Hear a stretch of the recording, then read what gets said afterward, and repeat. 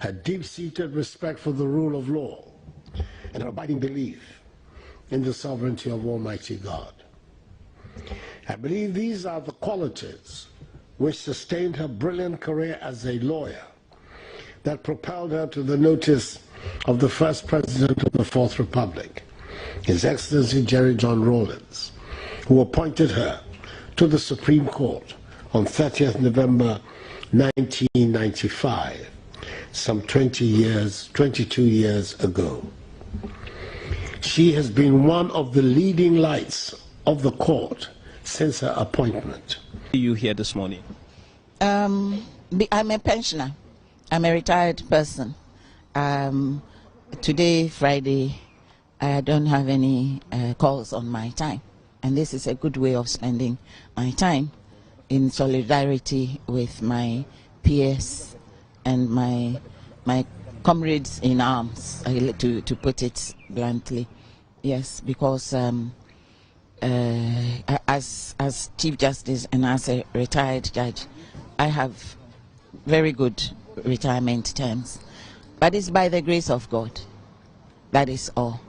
And therefore, if others are having a hard time because of this manner in which their contractual rights, me, I'm seeing it purely from a legal point of view, their contractual rights are being threatened, then I have to say something. I have to join them in solidarity. I don't need to talk to anybody involved in it. Their pain is my pain, because I have retired sisters, I have retired friends, and so on and so forth. And when the bell tolls, it tolls for all of us.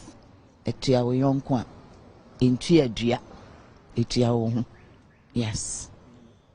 What's your own understanding of what is going on, the debt restructuring program? How best should government have gone about this?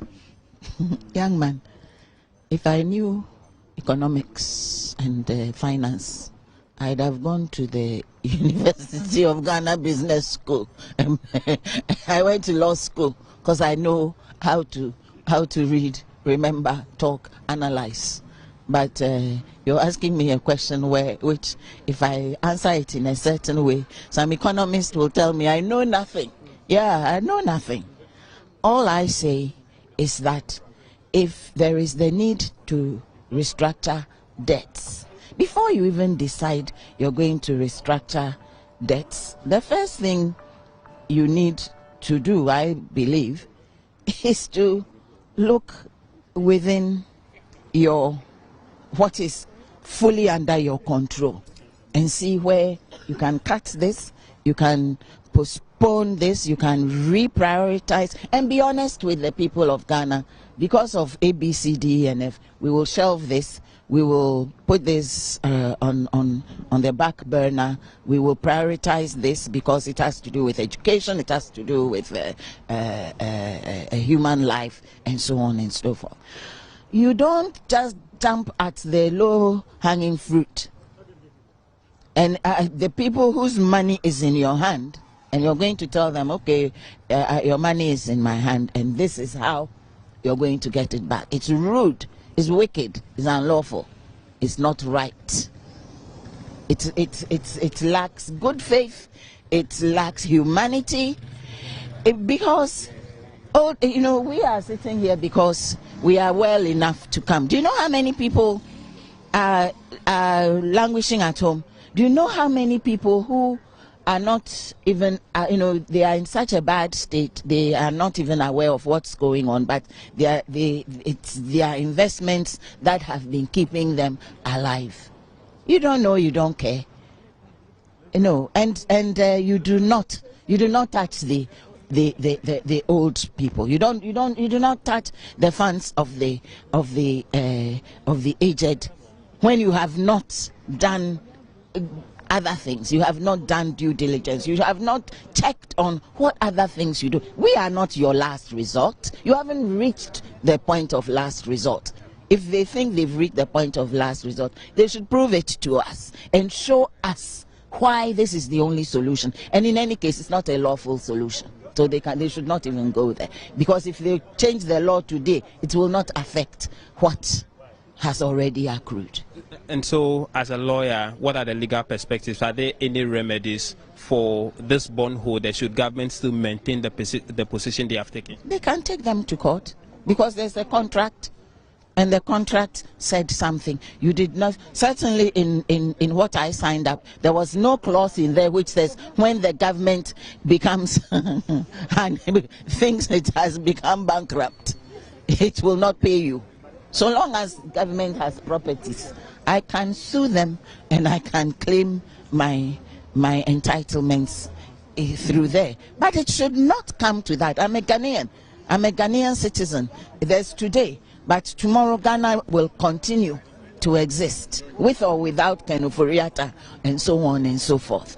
But deal fairly, deal respectfully, deal properly with people whose rights you know you're trying to trample on, and you're trying to use cajolement and dubious arguments and sentimentality. Listen, when you are old, when you're a pensioner, when you know where every penny you spend and need comes from, sentiment does not arise. It's what is right that matters. So the years we've got left, by God's grace, let us live those years according to how we had, after many years of working faithfully. I think everybody here and every pensioner worked faithfully. We should allow faithfulness to pay. Faithfulness, principles, excellence, we should allow it to pay. And even if the government will not allow it to pay, people have invested the fruits of their excellence. And you want to throw it away because you think you can. No, you can't. He cannot. It's not lawful for him to do it, period. Thank you. And so, I have known Justice Sophia Akufo well for over 40 years. Indeed, she was my first junior in practice, as barristers call their work. She impressed me considerably with her hard work, her capacity for detailed research, her independence of mind and spirit, her honesty and integrity, her deep-seated respect for the rule of law, and her abiding belief in the sovereignty of Almighty God. I believe these are the qualities which sustained her brilliant career as a lawyer that propelled her to the notice of the first president of the Fourth Republic, His Excellency Jerry John Rawlings, who appointed her to the Supreme Court on 30th November 1995, some 22 years ago. She has been one of the leading lights of the court since her appointment.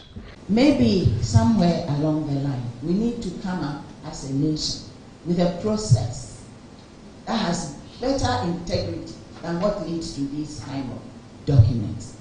Because something that needs to be ratified, Parliament has the power to say we ratify or we don't. And if Parliament doesn't, then that's it. And if you see, that is why the entire processes we've been using, as Mr. Kwakuna said, has been wrong. It's been apologetic. It should be Ghana's policy on the exploitation. I like the word exploitation because it means you have it and you are now making the most of it. Yes, so the extraction, the processing, the production, the manufacture, everything. There should be a policy that is declared so that any agreement that's going to be signed or ratified henceforth, and that includes this one because it hasn't been ratified yet, yes, must at least have a particular framework which is a far departure from the colonial structure. The Institute proposes, in place of the demonstrably unfavorable formulation contained in this aforesaid lease, the following elements for Ghana's lithium exploitation. And for that matter, going forward, for the extraction and exploitation of all Ghana's resources. The Republic of Ghana should set up a Ghana Lithium Company. 2, the Ghana Lithium Company should be commissioned to develop the entire value chain from mining raw lithium to manufacture of batteries and other products in Ghana. Is unacceptable and should not be ratified by Parliament. In other words, Parliament should not accept it on behalf of the people of Ghana because it is not in our interest. Whether they will abrogate the agreement or not, whether they will renegotiate it or not, I'm not going there. I'm not their legal advisor. All that IEA is saying is that Parliament must not, should not, ought not ratify this agreement that we have in our hands that has been signed. How soon will you send the communication to Parliament? You mean they haven't heard? No, from IEA, yes, the quorum from this very meeting. How soon are you? That one, when it's ready and signed. So the way I see it, maybe at the latest a week today, I would think. Yes, but we will formally also send a copy of our press statement, the one we read last week. We know it's already in the public domain, but we will send copies to the parliamentarians and to the Speaker. And so you were saying that you wanted a policy document to cover all of our exploitation, whether lithium or any other. Not me. That we ought to have that as a nation. There should be a national Ghana's policy on the exploitation. I like the word exploitation because it means you have it and you are now making the most of it. Yes, so the extraction, the processing, the production, the manufacture, everything. There should be a policy that is declared. For example, just now I was looking at some documents that were being shown to me where Nigeria has also come out with a policy that with lithium, I don't know about other resources, but that lithium should not be exported in its raw form. So that's a very brief, I'm sure it's a bigger kind of statement that was made, but that's what was shown to me. And that's what we need to have. And it shouldn't be about lithium. No, it's about all our resources so that any agreement that's going to be signed or ratified henceforth, and that includes this one because it hasn't been ratified yet, yes, must at least have a particular framework which is a far departure from the colonial structure. Thank you. And let each one of you append your signature and your designation as to who you are or who you represent. I think that's the most important, rather. Who you represent. I think that's very important. And then let's forward it to Parliament, the Speaker in Parliament. Let's forward it to the Presidency. Let's forward it to the political parties, because we don't want some of them to come behind us and start singing a different tune. It has to be the same music, the same tune that all of us should be singing. Ghana belongs to all of us. But you are the representatives. Now, we call them religious bodies, that's not correct. But I think you've been inviting not only them. Is that also not correct? Yeah. And so, let's get this to the House of Chiefs as well. And ask them to what? To support what we have done. And if you can even get the TUC, because they represent what? Labor. And let them also agree and sign it. Then it means that Ghana is what? Is speaking. I think that, to me, that's the only language that I understand. From my understanding of politics, because I said that people think that politics is the individual, because when I see all of them stand on platform promising, vote for me and I'll go and do it, I look at them and say, stupid. What? Are you the government? You are only an MP. You have only one voice there. How can you promise you're going to do this? You can't do it. But our strength comes from our unity. That's where our strength comes from. And if all of you standing in your mosques, standing in your churches, will appreciate that, then you begin to understand. Because sometimes they tell you don't do politics from the pulpit, and you swallow it. No, I think the misunderstanding is the use of the word. It is partisan politics. That's what we say, don't do that in your mosque. Don't do that in your church. But as for politics, it is a national issue. All of us should do what? Talk about it, discuss it, and influence change as it may be. So, does that answer you, my son? Yes. All right, thank you.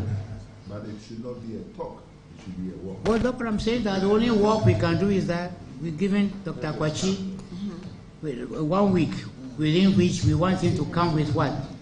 A resolution, right? A resolution. And all of you should sign it. Come back here. And then get all the other institutions involved. Let them read it. If they agree, then they sign it, and I'm sure they will not disagree. Yeah. So that's the only way I understand it can work. Thank you. My uncle here is a member of the Council of State. I believe even the president. I believe the president has the best interest of the people at heart. But I'm surprised that the agreement has been signed and sealed already. It was never referred to us. It is only left with ratification. Yeah. And as someone said, if it goes to Parliament, the chances are that it will pass. For me, it is a clear sign of the collapse of our institutions. And I sit here and I don't really know what we can really do, because we have elected people who are at Parliament, and their responsibility is to protect our interests. But they just don't do that. As you said, they are only interested in their pockets. You said it, I did not say it. But my point is, we have a real problem. If IEA and Justice Akufo did not really go into this matter, we would all have gone home very happy that we have found lithium, just as we found oil. But nothing had changed about our lives. Only international corporations have become richer. So we really need help here. What do we do to change the status quo? Thank you.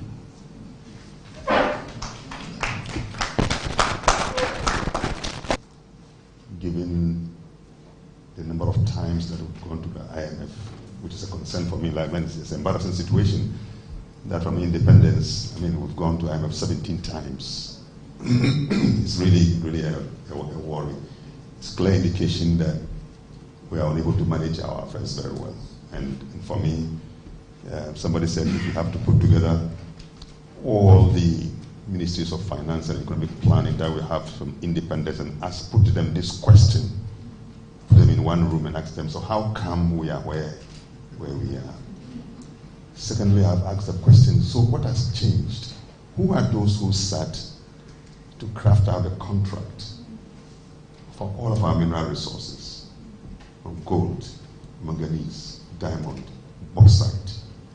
In fact, we had this when, I don't know how many years before I was born. So, why is Obuasi so wretched the way we see it? why is Prestia the way we see it? Why is Donkwa the way we see it? Why is Suta the way we see it? So what is the percentage that we got?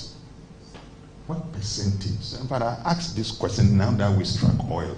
What's the difference in our economic plight before we struck oil?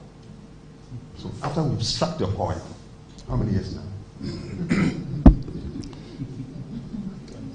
Some 20 years now? We've been producing for the past 12 years. For the past 12 years. Producing. So what has changed in our economic circumstance? Currently, what percentage do we get from the oil exploitation? And that is what really makes justifiable the question that we are raising about this mineral that we are talking about. If the crude oil is taken away far, they go to take whatever they want to take. And what we get is a pittance. Somebody said it's a pittance. So it really makes sense, just like the leaders of the Aborigines Right Protection Society, tell us that the mineral resources of our country does not belong to us alone, but it belongs to even children unborn. Even as at that time, this point was made. Once the mineral resources of our country are supposed to be kept in trust, those who manage it do not own it. That's what it means. So for Akufo, Institute of Economic Affairs and other think tanks are saying that we are signing colonial agreements, we are raising to the bottom, we are giving everything away. Then my answer to them is very simple. Resource geological survey. Resource geological survey. Buy them all the vehicles, give them all the money to deploy the technology. Ghana is open, let them go out there, do the exploration, generate the data, package it, zone government, Ghana into blocks, either for lithium, any other critical mineral or gold, invite investors, local, foreign, and then package it later and let them go to the gold room or the place. Right now. But would that not be a more sensible approach? Yes, and that's what I've been calling for. So let me now circle back to the small scale thing. Okay? It's even more demanding, or that's even where and macroeconomic risks. Then you look at the fiscal regime. So all things being equal, compare 2 countries or 4 countries, geology-wise, they are all endowed. Let's say they are the same level. Then that person is offering better incentives. Randy, why will you take your money? Okay? These are weak. Okay? Maybe it's being sold 1 cedi, the wholesale price. And then store A is selling into 1 cedi 20 pesos. The other one is selling into 1 cedi 40 pesos. Where will you buy it? 1 cedi 20. That is how mining works. Okay? So when people get up and say, oh, perhaps we should have charged 20% royalty, 40%. A mining lease is being granted in respect of a particular forest reserve is easily verifiable from the website of the Minerals Commission.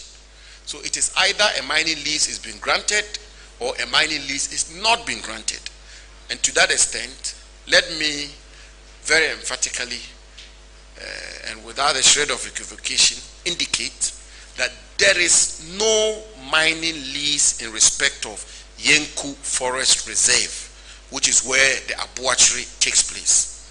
There is just no mining lease. So anybody who claims that there is a mining lease covering Yenku Forest Reserve where abuachry takes place, with the greatest of respect,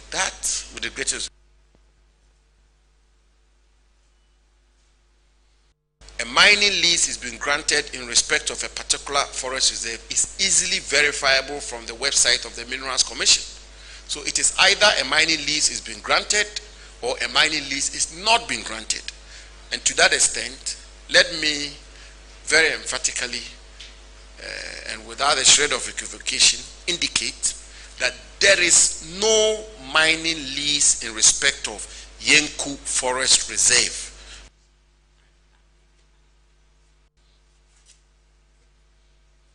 Thank you to my friends. I mean, you will probably criticizing this transaction and going further to indicate that anybody who supports the transaction must be benefiting from must be unduly benefiting from the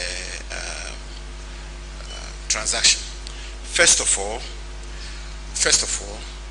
I am very happy, and I want to say government is very happy to listen to superior argument or superior alternative or superior propositions from Ghanaians and from Ghanaian institutions, civil society, academia, and the rest.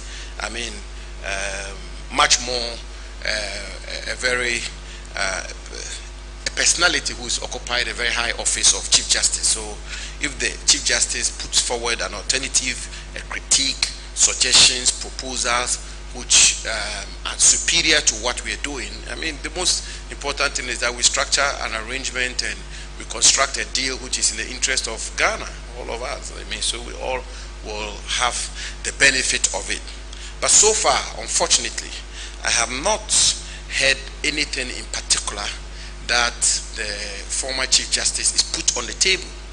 I mean, to say, for example, that 10% royalty is not good, you should have gotten 15%, or that you negotiated for a community development fund, you should have done something else, or that this particular jurisdiction did it that way, so you should go on that route. We've not gotten that. I mean, you heard from the presentation, for example, that when it comes to royalties, when you go to clause 20A of the agreement of the lease, the royalty rate which we've negotiated for is 10%.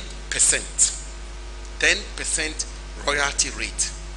All mining companies in Ghana from 1957, since we gained independence, pay royalty rate of 5%. Newmont pays 5%.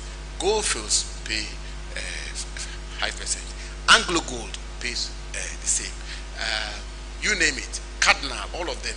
The negotiated royalty is 5%. We successfully negotiated 10%. When you go to Australia, which controls some of the biggest deposits of lithium, their royalty rate is 5%. When you go to Mali, that has a bigger deposit of lithium, almost 3-4 times bigger than ours, they charge 6%. When you go to Zimbabwe, they have a bigger deposit of lithium than we do, they charge 5%. Your government, the Ghanaian government, is negotiated for 10%. So if the former Chief Justice says that is wrong, you should have done 20% because of this and that reason. The lady from Bloomberg, and Bloomberg is one of the leading authorities when it comes to metals, when it comes to minerals. Everybody knows that. I've been to Bloomberg, I've had multiple interviews with them. She asked the question that this 10%, is it not going to make your industry uncompetitive? Atlantic Lithium has swallowed it. Is it going to be the case that a lot more companies will refrain from coming to Ghana because you are charging a high royalty rate? So this is the point. I mean, the discussion gets a lot more productive if we have alternatives. She's not giving any alternative. For example, you go and look at corporate income tax rate. The corporate income tax rate we are charging here in Ghana in this transaction is 35%.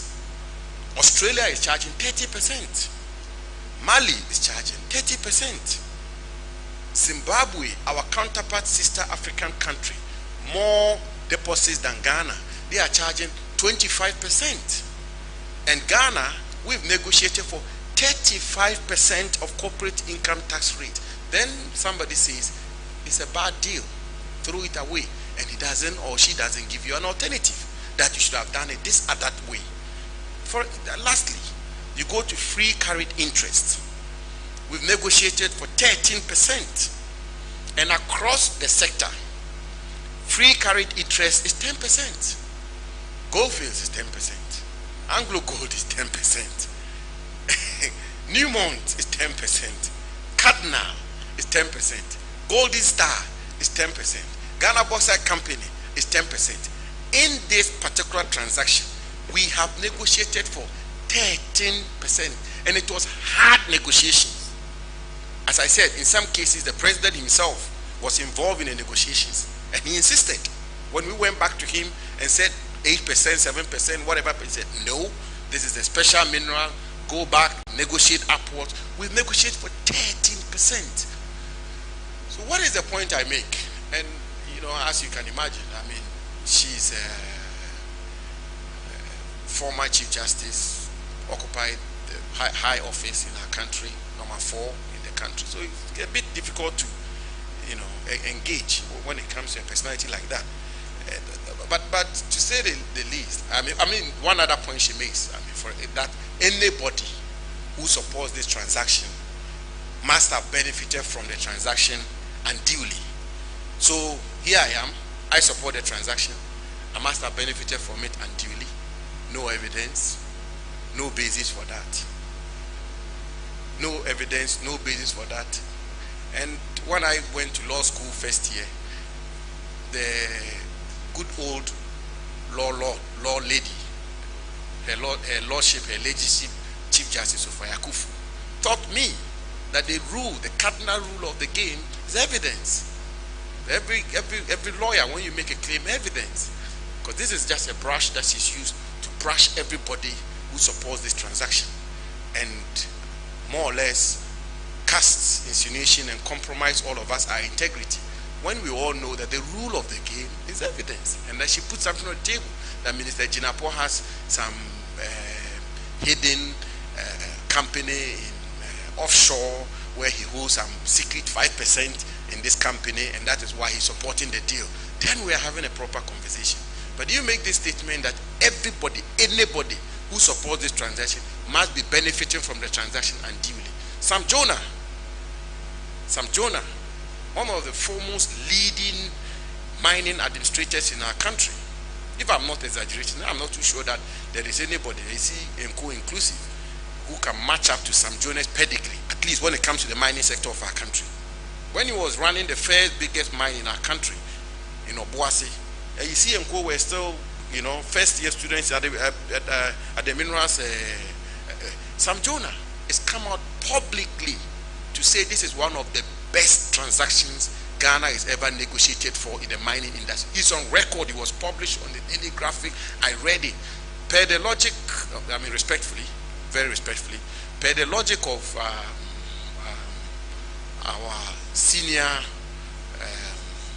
stateswoman, former Chief Justice, Sam Jonah is supposed to be benefiting unduly from this transaction.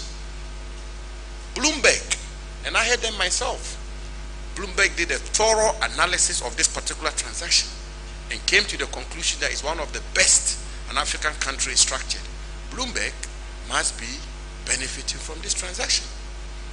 Professor Richard Amankwa, Vice Chancellor of the University of Mines and Technology, a foremost, well-respected, world-renowned methodologist, very well-respected in the mining industry. Nobody can dispute that. He's on record to have said that this is one of the best transactions we structured. He must be benefiting unduly from it. Dr. Komna Donko, formerly Minister for Energy, former ranking member for Mines and Energy, former chair, and I mean, he's a leading member of the National Democratic Congress. But you have to give it to him when it comes to matters of energy, power, and mining. He's an expert and he's well respected across board. Maybe somewhere along the line, we need to come up as a nation with a process that has better integrity than what leads to these kind of documents. Because something that needs to be ratified, Parliament has the power to say we ratify or we don't. And if Parliament doesn't, then that's it. And if you see, that is why the entire processes we've been using, as Mr.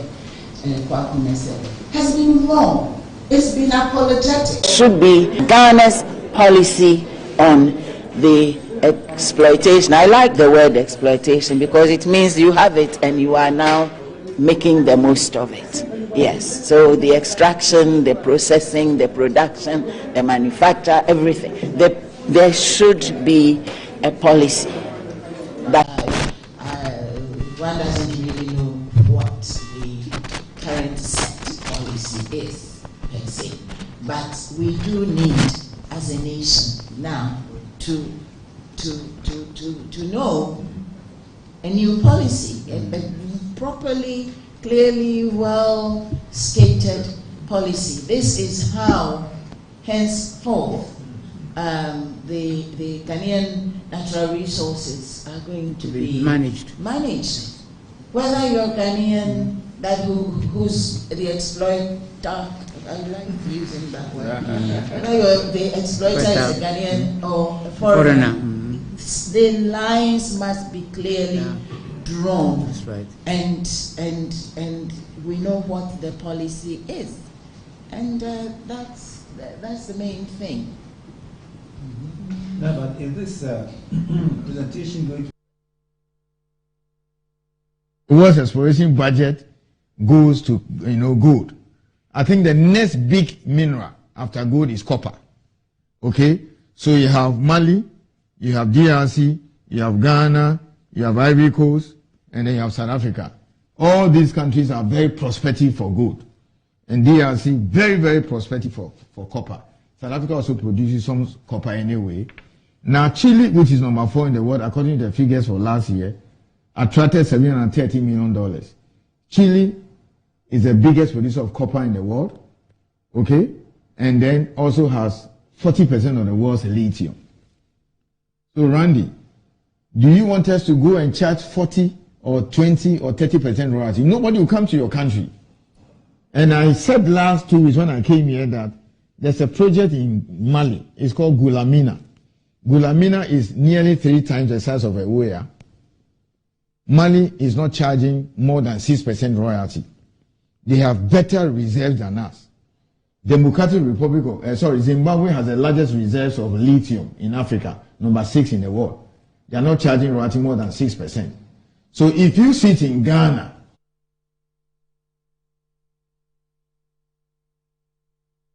so for Akufo, Institute of Economic Affairs, another and macroeconomic risks.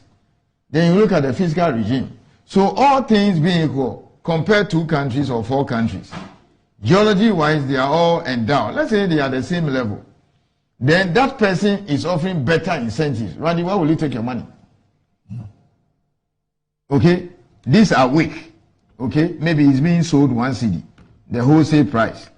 And then store A is selling into 1 cedi 20 pesos. The other one is selling into 1 cedi 40 pesos. Where will you buy it? 1 cedi 20. That is how mining works. Okay, so when people get up and say, oh, perhaps we should have charged 20% royalty. I think that for honoring this invitation at such a short notice. We call you here because the minority has followed recent discussion on a lithium agreement signed between the Akufo-led government and Barari DV Ghana Limited, a unit of the Sydney-based company, to enable it commence operation and mining of lithium at Ewoya in the central region for 15 years. Ladies and gentlemen, as you may be aware, Article 268, and let me re-emphasize, Article 268 of the 1992 Constitution is explicit, and it states that any transaction, including but not limited to the application for a license to exploit a natural resource, requires prior parliamentary approval. On this note, I want to make it loud and clear and succinct and explicit that the agreement between the government of Ghana and Barari DV should be laid before Parliament without delay. What is the difference between the ordinary thief and a political thief? Number 1, the ordinary thief steals your money, your bag, your watch, and your jewelry, isn't it? But the political thief steals your future, your career, your education, your health, and your business. Number 2, the hilarious part is that the ordinary thief will choose whom to rob. But you are the one who choose the political thief to rob you. Because we choose them. We vote them. We blindly say we are not blind. Who is deceiving who? The ridiculous part of the whole issue is that we will fight to defend and protect our belongings from the ordinary thief. Is it not? But we fight each other to defend and protect the political thief. Is that not what we do? Thugs will be fighting themselves to protect those that are stealing our career, stealing our job, stealing our health, stealing our success. What a shame. This country is in serious trouble, ladies and gentlemen. We are in serious trouble. We need to rescue this country, ladies and gentlemen. The presidency has been so depraved, so muddied, so dirtied, that I tell you in all sincerity as a Ghanaian, that I feel terribly sad today as a Ghanaian. We need to rescue this country. Wallahi, inshallah. Please don't cry. We shall rescue our country. If you reach a certain stage in life and there is nobody who can look you in the eye and tell you the truth, you are doomed. And that is where our country has gotten to. We need to rescue this country. Wallahi. And I feel very terrible as a Ghanaian at this time. Government is broke, government is broke. But people are spending billions to go inside the government that is broke. Have you ever seen a minister who resigned because government is broke before? Government has no money. Have you ever seen a governor who said, ladies and gentlemen, when I was elected, I thought the government had money. Now I discover government has no money, I resign. Have you ever seen it? Government has no money, but they are bringing money out at election time. Where is that money coming from? So they are lying. What is happening is that there are two types of wicked people in government. Type 1, they eat current money. Any money they find in government, they will eat it. They are wicked about that one. There is type 2. Type 2, they eat current money and future money. They will say, my term will end next year. When I leave, how will I eat money? Let me borrow money now and borrow money of the future and eat it now.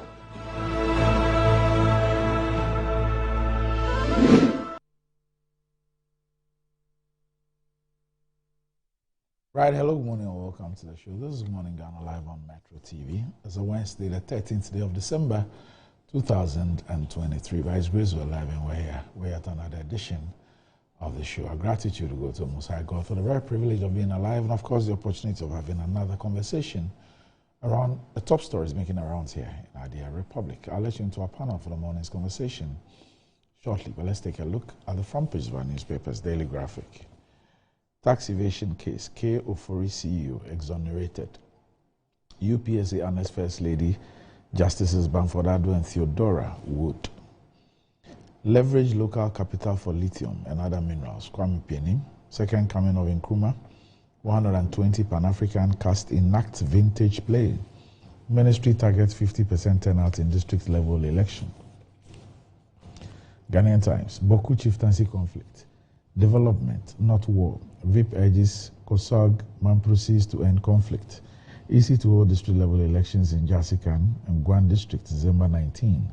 MTTD rakes in 2 million cedis in fines against 2,705 traffic offenders. Strengthen existing anti-graft agencies, Speaker. Daily Guide. Bagbin jabs OSP. Baumia preaches peace in Boku. First Lady, 2 others honored. AG to call 11 witnesses in Namwan trial. KGL picks leading ICT company tag. A new crusading guide. Oliver Bakavomao doesn't have viable defense to my suit. Kandapa prays court to dismiss application. You have always maintained our cordial relationship like a son. Boku Naba to Dr. Baumia. Claudia Lumo celebrates persons with disabilities in Oforikrom. TDC task force in trouble over unauthorized demolition at Ajekojo. MD calls for probe. Don't sell to smugglers. Duka implores gold dealers in Takwa. TAAG congratulates new CEO of Ghana Shippers Authority. New job in South goes agog as MP aspirant Yansa Safori shakes constituency. Donates big to Adan community. The insight. Dufo meets Mahama to strategize for victory in 2024. Lithium, IEA rejects deal as experts delve into lease controversies. SMG salutes MVI WAT of Tanzania on 30th anniversary milestone and fight against capitalism. Dr. Samankra kicks against lithium deal, attributes content of agreement to colonial mindset. Boniface rubbishes fake Medina MP race flyer. Prophet Dugan Mensah slams Christians over ignorance and happenings in world. The Informer, end bloodshed, less dialogue. Bawumia appeals to Boku factions will make corruption costly and unattractive. OSP declares as World Marks Anti-Corruption Day, criminalizing the LGBTQI plus activities. National interest paramount, Catholic bishops. As 20,000 youth benefit from new employment program. Government set to create more jobs through YEA. Bawumia assures. Zoom Lion hailed at ISWA COP28. Danger, English Premier League promotes LGBTQI plus activities. Smear campaign against OSP. NPP man shreds at dormitory over leaked document. Dankusita, give OSP bad name and hang it. More documents to be leaked to create disaffection for Kisie Jaben. NPA to label fuel stations based on octane levels next year. NAPO has no hand in lithium deal. UPSA leadership lecture, PNM on what to do to expedite national development. KGL Technologies leading ICT company at 20th Ghana Club 100 Awards. The Herald, ex-cocoa research scientist discredits report against Litovet liquid fertilizer. Tell court it lacks merit and no input from Opuni and Agongo. YE has created direct jobs for young Ghanaians, Kofi Ban Japan. The Herald replies First Atlantic Bank and its lawyers' insults. Kofi and Akufo Chikata shed more light on Ewoya lithium mining lease. KGL Technology earns recognition at 20th Ghana Club 100 Awards. The Daily Statesman, allow peace for development. Bawumia urges Kusasis and Mamprosis in Boku. Dangote to set up sugar factory in Bono East. 32 unprecedented hospitals constructed, 24 more ongoing in the Ashanti region. I want to see Lady President for Ghana soonest. The Daily Searchlight. Delegates payroll accusations against Controller and True Kennedy Osenyaku. CDS found weeding in public as NSS and Ghana Armed Forces to collaborate in food production soon. Research has the ability to transform the economy. Professor Mevi Akakpovi, your visit to me today signifies that you are what it takes to unify us. Boku Naba tells Dr. Bawumia, 10,000 businesses, 20,000 youth to benefit from business and employment assistance program. Vice President Bawumia. The Ghanaian publisher, Bawumia assures Boku Naba, I'll work towards Mamprosi Kusasi peace. Peace is key to Africa's development. Brian. Ghana closer to 40% tertiary enrollment. Education Minister. First Lady, two others, Annette. The Finder, Boku Naba bets on Bawumia to use unifying qualities to end Boku conflict. UPSA honors Mrs. Rebecca Akufo, Joyce Bamfordado, and Georgina Theodora Wood. I support ongoing talks to bring Alan back into MPP Coca. Creation of OSP is an act in futility. Backbin. Majority Leader wants action on PAC reports.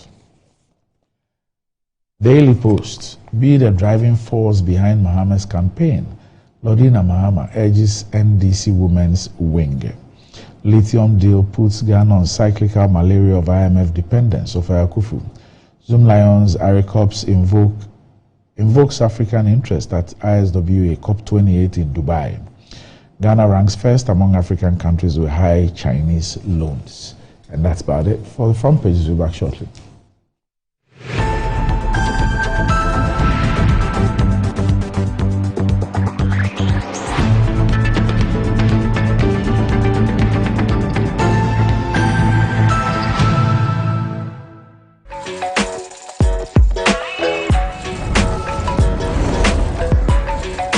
You are your own person, unique, one of a kind, special. That's why you deserve everything tailored to suit your particular taste, your preference, your needs. Just like MTN Just For You. You can get customized offers tailored to who you are. Dial *141# or use the MyMTN app to get to choose from a variety of offers made just for you. Enjoy the fruits of your labor, they say, but as humans, aging and physical infirmity stands our way of enjoying our mansions and homes. It often becomes challenging, if not impossible, to use our stairways day in, day out. With portable American pneumatic vacuum elevators, PVs, you are assured of unlimited enjoyment of your mansions and homes. It's a self-supported elevator for vertical movement of humans and goods at homes and offices. The original comes in 3 custom-made models with wheelchair accessibility. Call it luxury, but it's a necessary imperative for vertical mobility. Do not let aging or infirmity limit you. Get one for your easy vertical mobility at home. It's affordable and can be installed in just 3 days without modification to your existing building. It's however easier to incorporate it at the construction stage. We also have traditional Fuji elevators and escalators for your high-rise buildings and malls. Visit Lifts and Elevators Company Limited at Sakumono for your elevators nationwide. For free consultation to call or WhatsApp us on 0200-535-515. Lifts and Elevators, the elevator people. On my long and stressful days, I long for the refreshing company of my favorite companion. Wow, my favorite.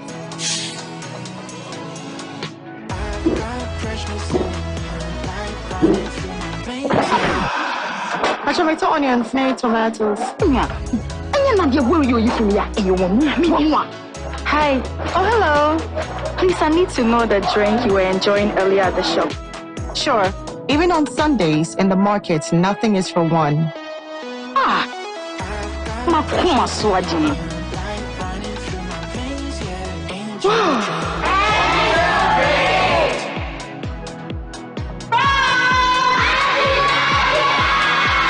Guess what I brought?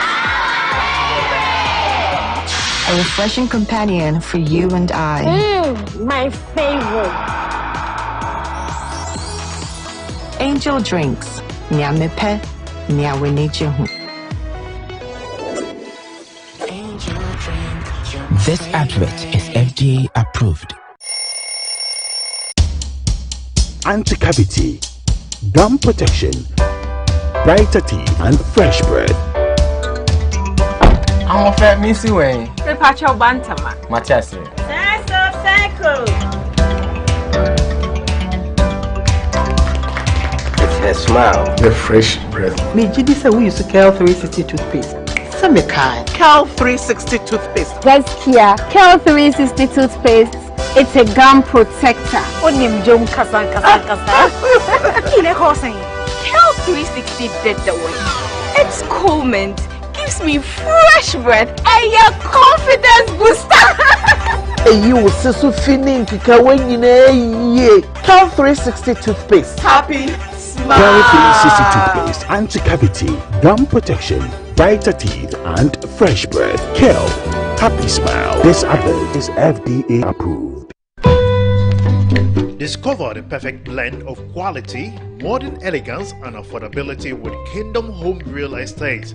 At Kingdom Home Real Estate, we cater to both local and international clients, offering exceptional housing options in Ebri and Ikropong. Our properties are conveniently located, providing a tranquil atmosphere, top-notch security, and essential amenities such as electricity, water, and backup generators. Our strategic locations offer easy access to popular tourist destinations, all within a 30-minute drive from Accra. Visit us in Ikropong right after the Latte Junction, or in Ebri near the Ebri Girls Senior High School. Alternatively, you can reach us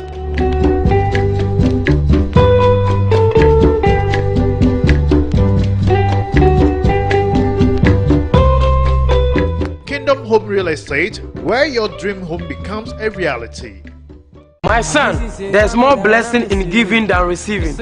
When you fear for you and cover the makers in Strand. the pneumatological aberration of the Lord revealed unto me this night, that me and my household should go out into the world and bless the world. Makers Electronics Company Limited. Up to 67% discount. Our selected appliances. This is what I call quintessential immaculatability. The Makers Electronics Company Limited. Taifa Burkina Highway. Amasa Zongo Junction. Edike Pharmacy Dining. Oyer Fateman Boga Junction. Ashaman Valco Flat. Kumasi. Ahinema Kokobin. Asafu Bwachi Hospital Junction. Number 9 Market. Tell mom and dad about the Makers Blessing Attack program. From 0552 222 253 and 0552 222 254. Terms and conditions apply. Everybody knows Acrobato. And if you know Acrobato, it means you know Endpoint Homeopathic Clinic. Endpoint Homeopathic Clinic is my pillar. Let's hear what others are saying about Endpoint Homeopathic Clinic. Who will be careful Endpoint one? Chesena me ankasa me period no say problems wom ntina ma wo ho idea ma me papa chesena nya asem ketewa na me coin point no mo hwe me modem no mo hwe bibia na so mo medu a me fire no ene ma won kura me enu foforo kwa na me kwan mu a eba head everything yourself me ma me no adwodwo eda ho a wontumi nante ene ne ko Endpoint o mama nuru a ene ne ho idea watimi asori anante. That's Endpoint for you. Hello. Hey, ohwehwe what che. Okay. A free bra wo di Endpoint wa dance. Me call you no. Me just say my name koye and person my name nyina and me gina sabema na me be fear for there e ho de nyina jaresa. You heard everything. I have secret. Endpoint is my secret. Endpoint Homeopathic Clinic. We are back bringing you the latest lineup from Betway. Betway starts strong with their front two with Free Play Friday and Swipe Bet. In the middle, you've got all the control with Cash Out and Build a Bet. Plus, with Win Boost, you can boost your sports bets. At the back, they have Smart Picks and the Partial Daily Jackpot. You always get way more with Betway. And you might see. This advert has been vetted and approved by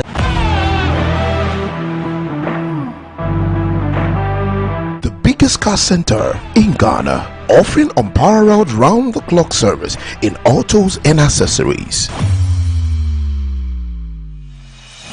Nadam Autofix is the biggest distributors of used tires in Ghana, offering first-grade second-hand car tires of all rim sizes at both wholesale and retail prices. We are also the leading name in car sensor diagnostics, corrections and sales of car accessories. We excel in car washing and detailing with state-of-the-art steam engine washing machines that keep water away from your engine, ensuring a clean, healthy and responsive engine.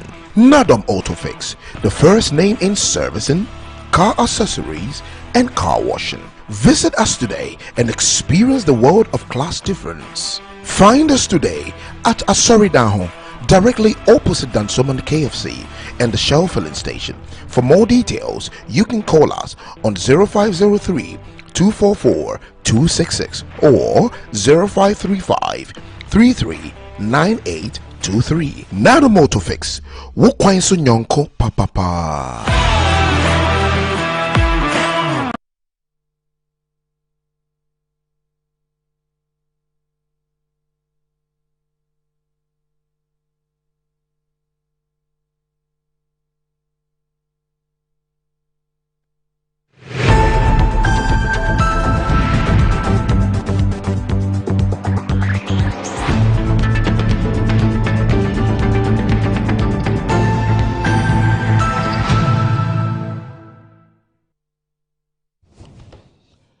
Right, welcome back to the show. If you just joined us, this is Good Morning Ghana live on Metro TV. With me on the show this morning, I have Kwesi Pratt Jr., who is the managing editor of the Inside newspaper. Kwesi, good morning. Good morning, sir. Also with me on the show this morning is Eric Amwakochum, who speaks for the ruling NPP. Good morning, Eric. Good morning, Randy. Right. So let me bring you some good news from MTN and Momo. And they say that they are rewarding you for doing something you already do every single day. Now, what's that? That's the Momo season, and there's something for everyone. Download the Momo app on Play Store or App Store and use Momo Pay for your day-to-day transactions to a merchant, either through the QR code or merchant ID, and stand a chance of winning 1,000 Ghana cedis weekly and other amazing prizes. The merchants are not left out of the reward. Receive payments and win. Keep using your Momo Pay on the Momo app and get rewarded. There are lots and lots of exciting prizes for everyone. So what are we doing today? Transact more with Momo Pay and more points and win big this Momo season. Visit momomerchantapplication.mtn.com.gh for your Momo for Business account today. It's Momo season, so just Momo it with Momo Pay. Terms and conditions do apply. And Samara Company Limited, producers of Sasso, with the approval of the Food and Drugs Authority, is introducing to you Kel Kids toothpaste flavored with strawberry that gives a perfect taste for kids and makes them develop a personal attitude and love for brushing their teeth always. Kel Kids toothpaste protects child's gum, prevents cavities, and makes the teeth strong and healthy with freshness all day. Kel Kids toothpaste is recommended for children between 2 and 6 years. Kel Kids, happy smile. And enjoying the fruits of your labor is as important as enjoying the mansions of your labor. The pains of climbing stairs when not exercising could be challenging for all ages, but worry no more. Lifts and elevators have got you covered with the best portable American pneumatic vacuum elevators on the market today. It's a simple self-supported elevator for both homes and offices, and guess what? It can lift your goods too. Wheelchairs can fit in, and they come in 3 custom-made models. It's affordable and can be installed within 3 days.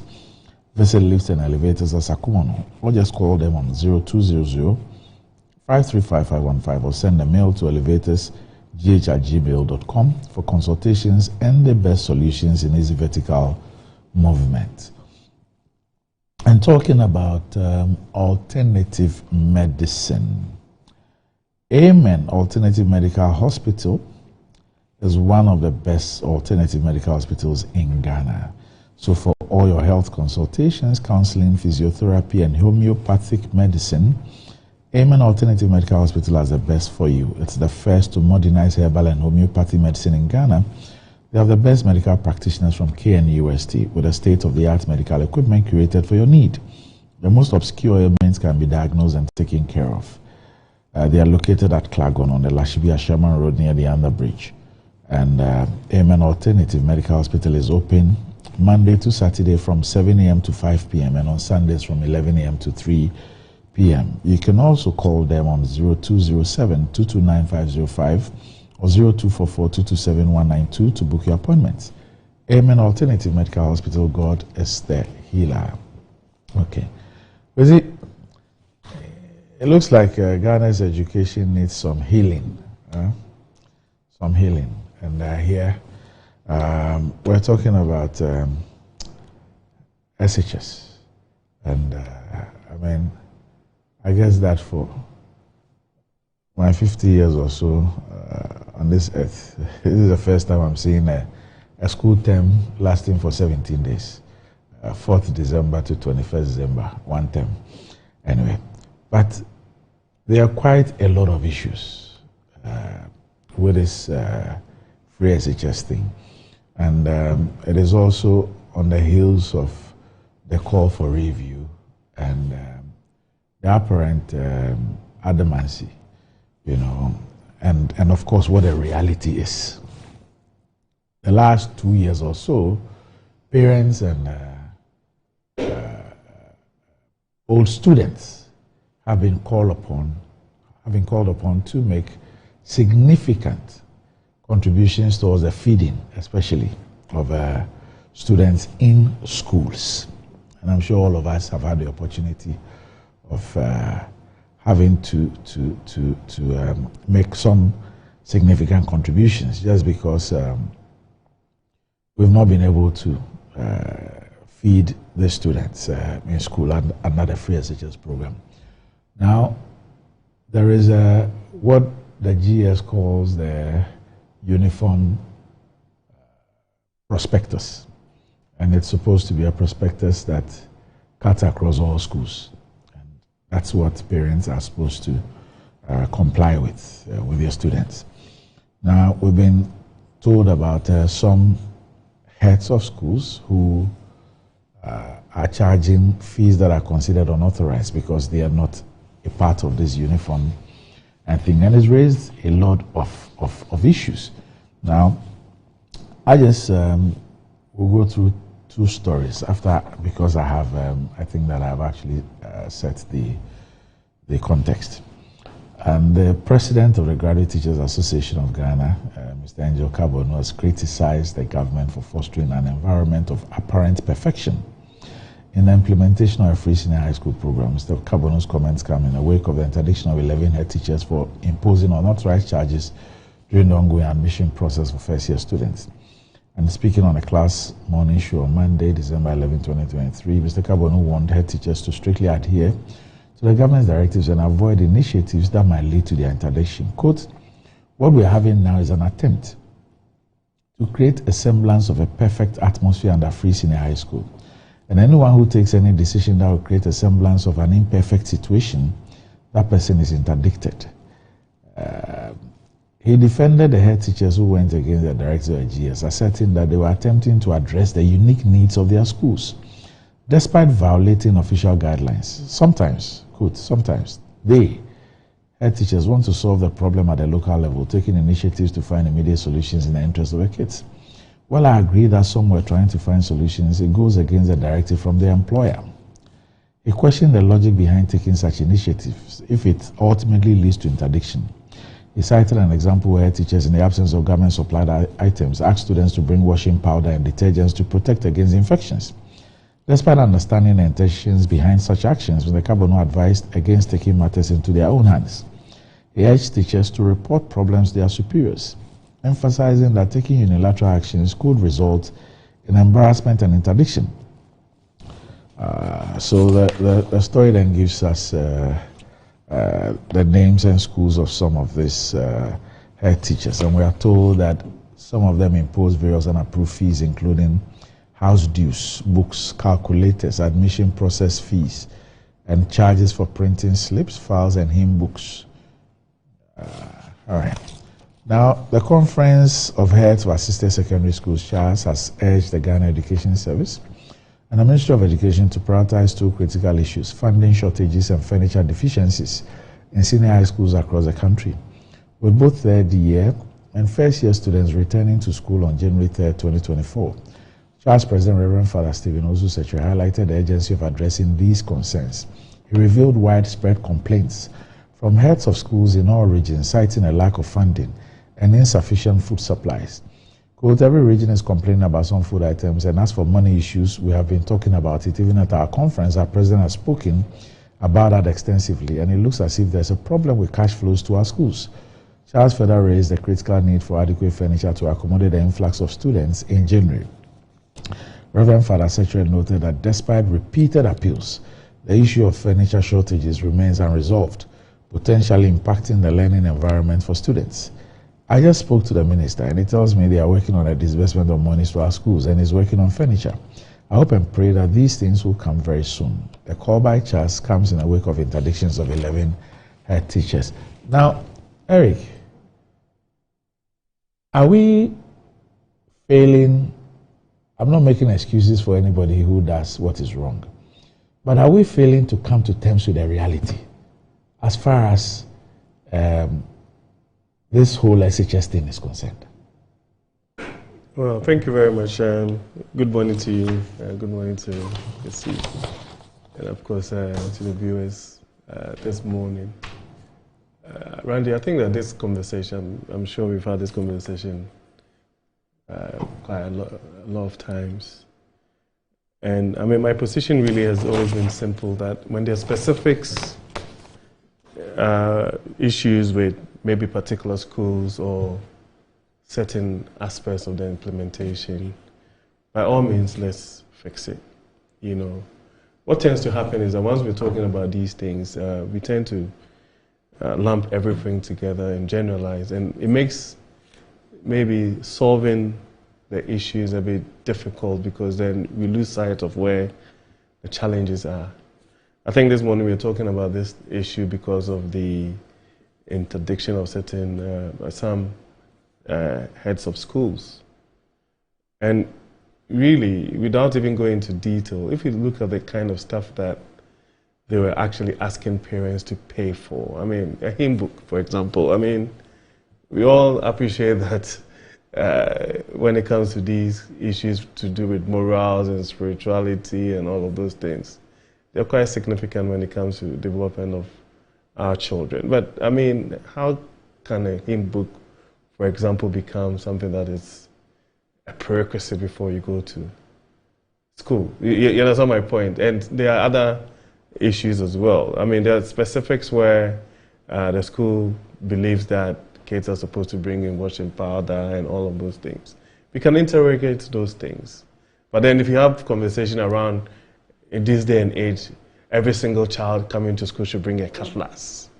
And you have maybe 1,000 or 1,200 kids coming to school, and one of the prerequisites is to bring it. I mean, we were asked to bring brooms and cutlasses and stuff when we're going to school. But we can have these conversations. And so we need to be able to find what the real issues are. And then some of these issues that, as far as I'm concerned, are not really germane to how the kids are, the schools are run. Then this whole conversation about a review.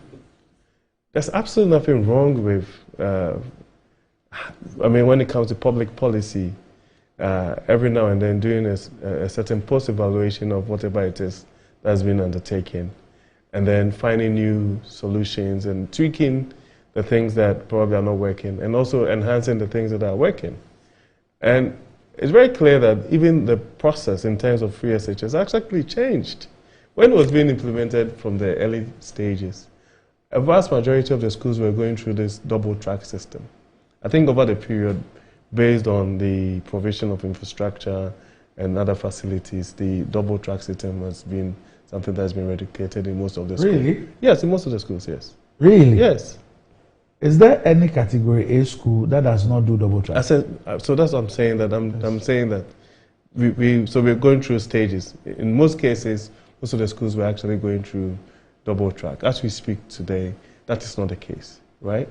Then you have issues to do with this whole argument of should we do a means testing to ascertain if certain parents have the capacity to pay or not, right? And that argument has been raging for a while. And I mean, some of the conversations and considerations are that, you know, when it comes to even the payment and the means testing, some parents, for example, can afford to pay.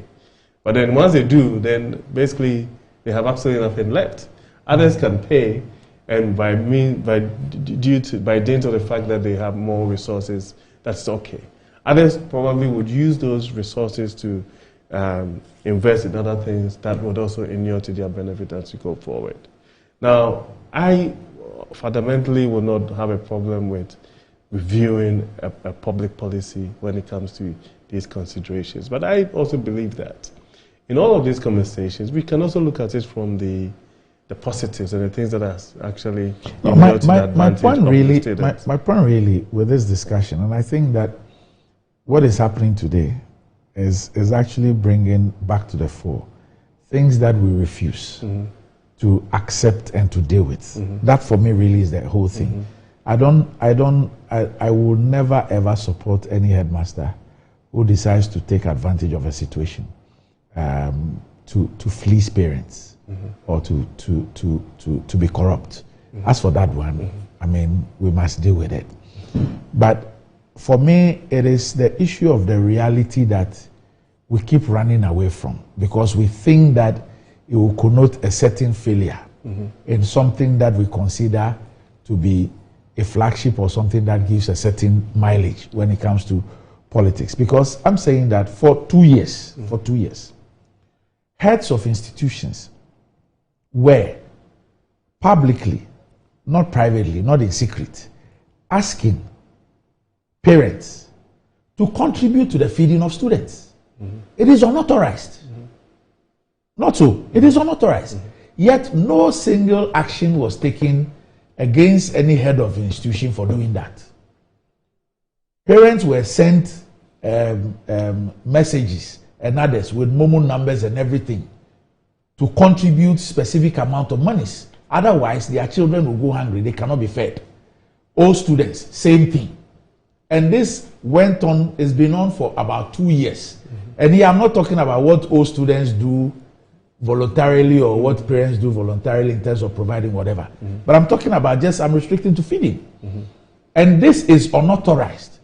But heads of institutions, faced with the reality, did this. And everybody knew. I'm sure that people who work at the Education Service and Ministry of Education, and even government officials, were part of the group of parents and all students and others who were called upon to make these payments. But we did not take on any head teacher or any headmaster for asking us to pay, provide funding for feeding, which was unauthorized. Yeah, Randy, that's why I'm making the point that when there are specifics. But my point is that when that thing occurred, or when that thing was happening, we failed to accept that. Look, the reality is that there are things that you cannot do, or you tried doing it, but you simply are overwhelmed because of the numbers, because of your economic situation. It's not sustainable. And there's the need to take action. But we decided that, taking action will mean that perhaps what somebody said and you disagreed with is what you are going to do. And so we are looking at the partisan backlash or the political backlash. And therefore we decided that we won't do anything. We'll let the thing run and ride the way it is. So Randy, that's what I'm saying. That I don't have a challenge with having conversations on even particular schools. And you see, the interesting thing is that you might have a situation that will be peculiar to a particular school and not the other. Yes. Right? And I believe that that's the reason why, GES, for example, has a mandate to superintend over all of these schools and then drill down to specific schools and see that they're having certain challenges, right? And then also, by dint of even some of the schools and maybe the students that are there, they have unique challenges, right? And I believe that those things has to be, of course, solved. Then we have this whole conversation, and I've always maintained that sometimes the conversation is as if that the challenges that we are having in our education sector is as a result of free SHA when it comes to the second cycle institution. But we've all been to boarding schools before. And 20, 30 years ago, some of these conversations that we are having, the food is bad, the nets are torn, there's bed bags, challenges with water and all of those things are things that used to pertain at that time. Right? And so my view is that whilst we are drilling down to the free SHS as a flagship public policy, we need to also go down to the fact that we've had probably systemic challenges within the education sector over a period that needs to be solved. So for example, if this day and age we're having conversation around furniture, for example, right? It's not something that we can encourage. But then in the same vein, just because sometimes these conversations now dovetails into politics and all of those things, and then you go into even the last, let's say 6-7 years, and look at the amount of investment that has gone into the education sector in terms of infrastructure, in terms of support to the second cycle institutions, same provision of furniture. All that it means is that, yes, we've invested in the education sector. Maybe we still have challenges. It's not enough. We need to be able to do a lot more. Once we have those conversations, then it becomes easier to solve them rather than almost making it look like the free SHS is a failure as a public policy. Because you see, one of the things that it's not that the thing. It's not that the entirety of the thing is a failure. Yeah, that's what I'm saying. There are specific issues, and I like that. So let me give you a specific example. Yeah. Look, 6 weeks ago or so, I was privileged to be the guest speaker at the speech day of Accra Academy, a 90-second speech day. Look, when we were there over 30 years ago, the dining hall that we used. So you had maybe about 500 students or so in the boarding, 4 dormitories. That dining hall is still there. The same, yeah. Okay. Now, even with a double track, at that point in time, there were 2,300 kids in the dining hall. 3 dormitories have been added. Just 3. Just 3. But 2,300, that is the track that was in school. In school, yeah. Expected to use the same facilities, dining hall facility. And so, the kids themselves were practicing what you want to call a quadruple track. So, although it's time for dining, they wait. This batch goes. So, because some of them don't even sit to eat, they take the food and then they get out. Now, how do you expect 2,300 kids to stay in those boarding facilities? Use the same kind of thing, even supervision.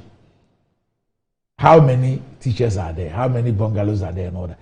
So the reality is that even to go and eat, they are running 5 or so different tracks because they can all not be there at the same time. Form 2 students, as at the term that ended, Form 2 students are not engaged in any sporting activity at all. But they were in their 2nd year in the school. So when you drill down, there are issues. There really are issues. So if you have 2,300 and there's no food to feed them, food supplies have not come. There's no money to feed them. 2,300 kids in a boarding school at a particular point in time. The school managers, how are they going to deal with it? Randy, that's why I was making the point that all of these things are, like, for example, peculiar to Accra Academy, right? There are other schools that have different challenges. All these things need to be fixed. Then there's a bigger conversation. The conversation is that historically you had children or kids who would leave the basic education system, and by dint of the fact that their families did not have what it takes, would not even venture into going to second cycle education. Over that period, all of these children have had an opportunity to be able to benefit from second cycle education. So there are some benefits and positives to actually take from all of these things. By all means, let's fix the issues. Let's solve the challenges. If you go to Get Fund, for example, they can tell you the number of dormitories and dining halls and other facilities that have been built in schools over the last 6-7 years, even if you want to extrapolate that to even previous governments, right? But the reality is that it's almost as if that you have to have infrastructure and facilities that is in tandem with the number of students that are going into the second cycle institutions, which we've not been able to do, and we all appreciate that. Yeah, that's what I'm saying. So even this whole conversation around the double track and why, we brought the double track, is as a result of the fact that, one, you have a facility, like you're using the dining hall as an example, right? You have a facility that, if school is in recess, basically it becomes redundant, right? And then you find an innovative way of actually making sure that you are able to deploy that particular facility and use it for the students to be able to also get second cycle education. So by all means, let's fix these challenges and make sure that we solve the challenges. Then the issue to do with the headmasters. And I feel that you cannot even generalize all of them, put them all in the same bracket, right?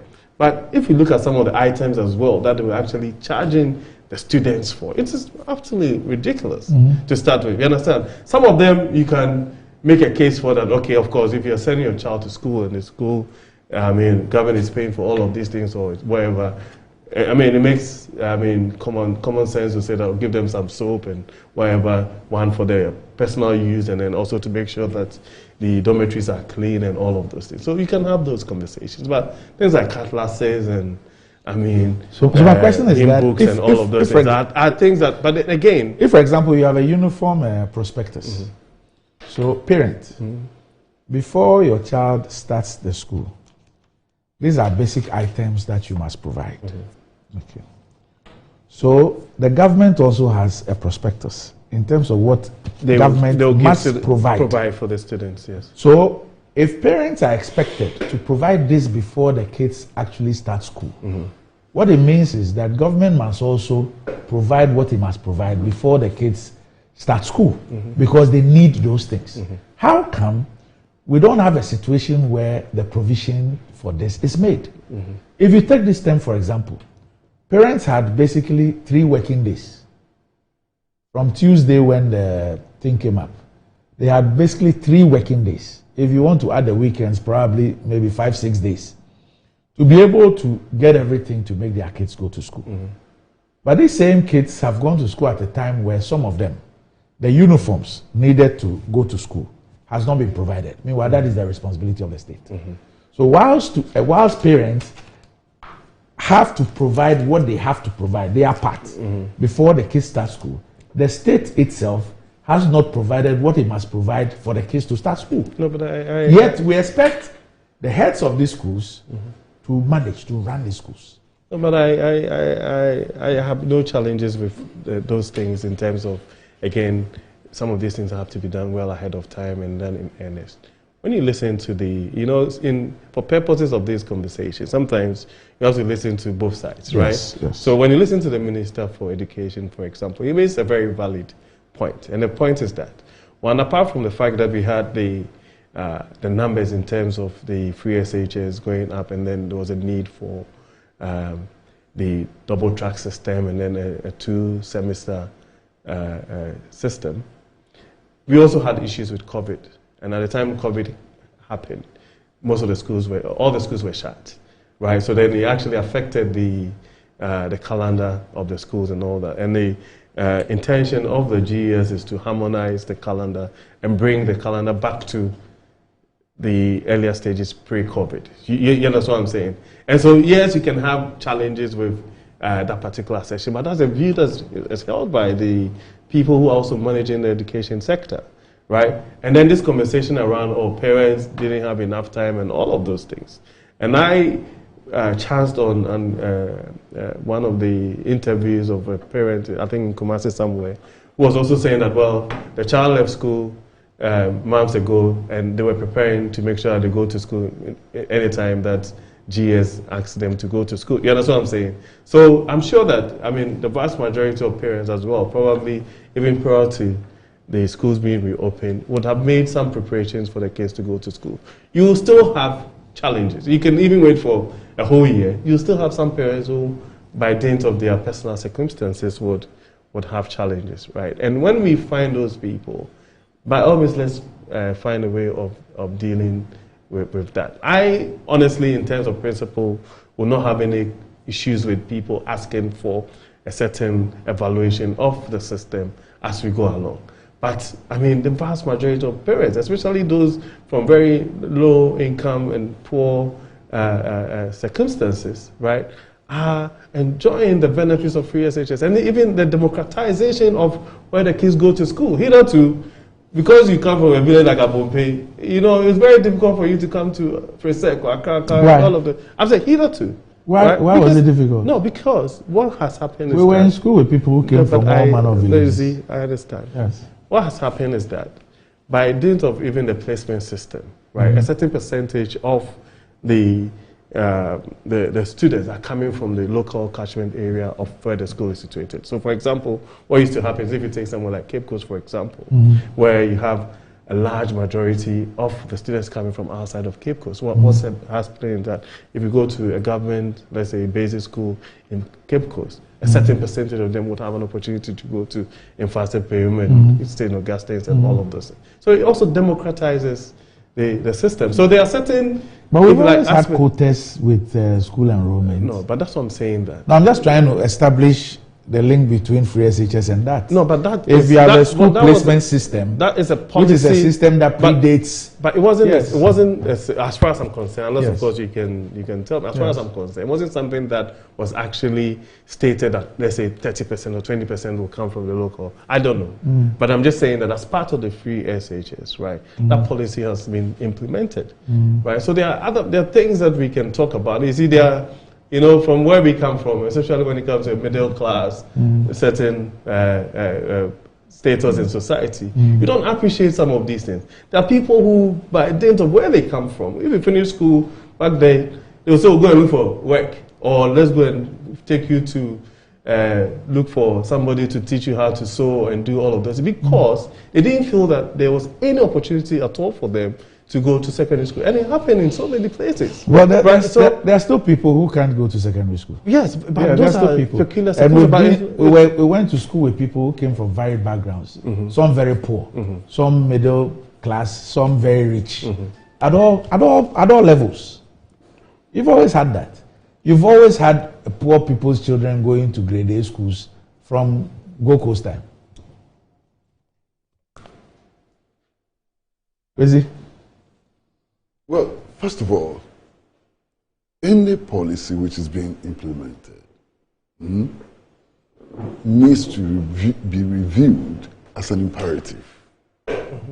You cannot implement policy, whether it's in nuclear energy, agriculture, or education, which is not reviewed.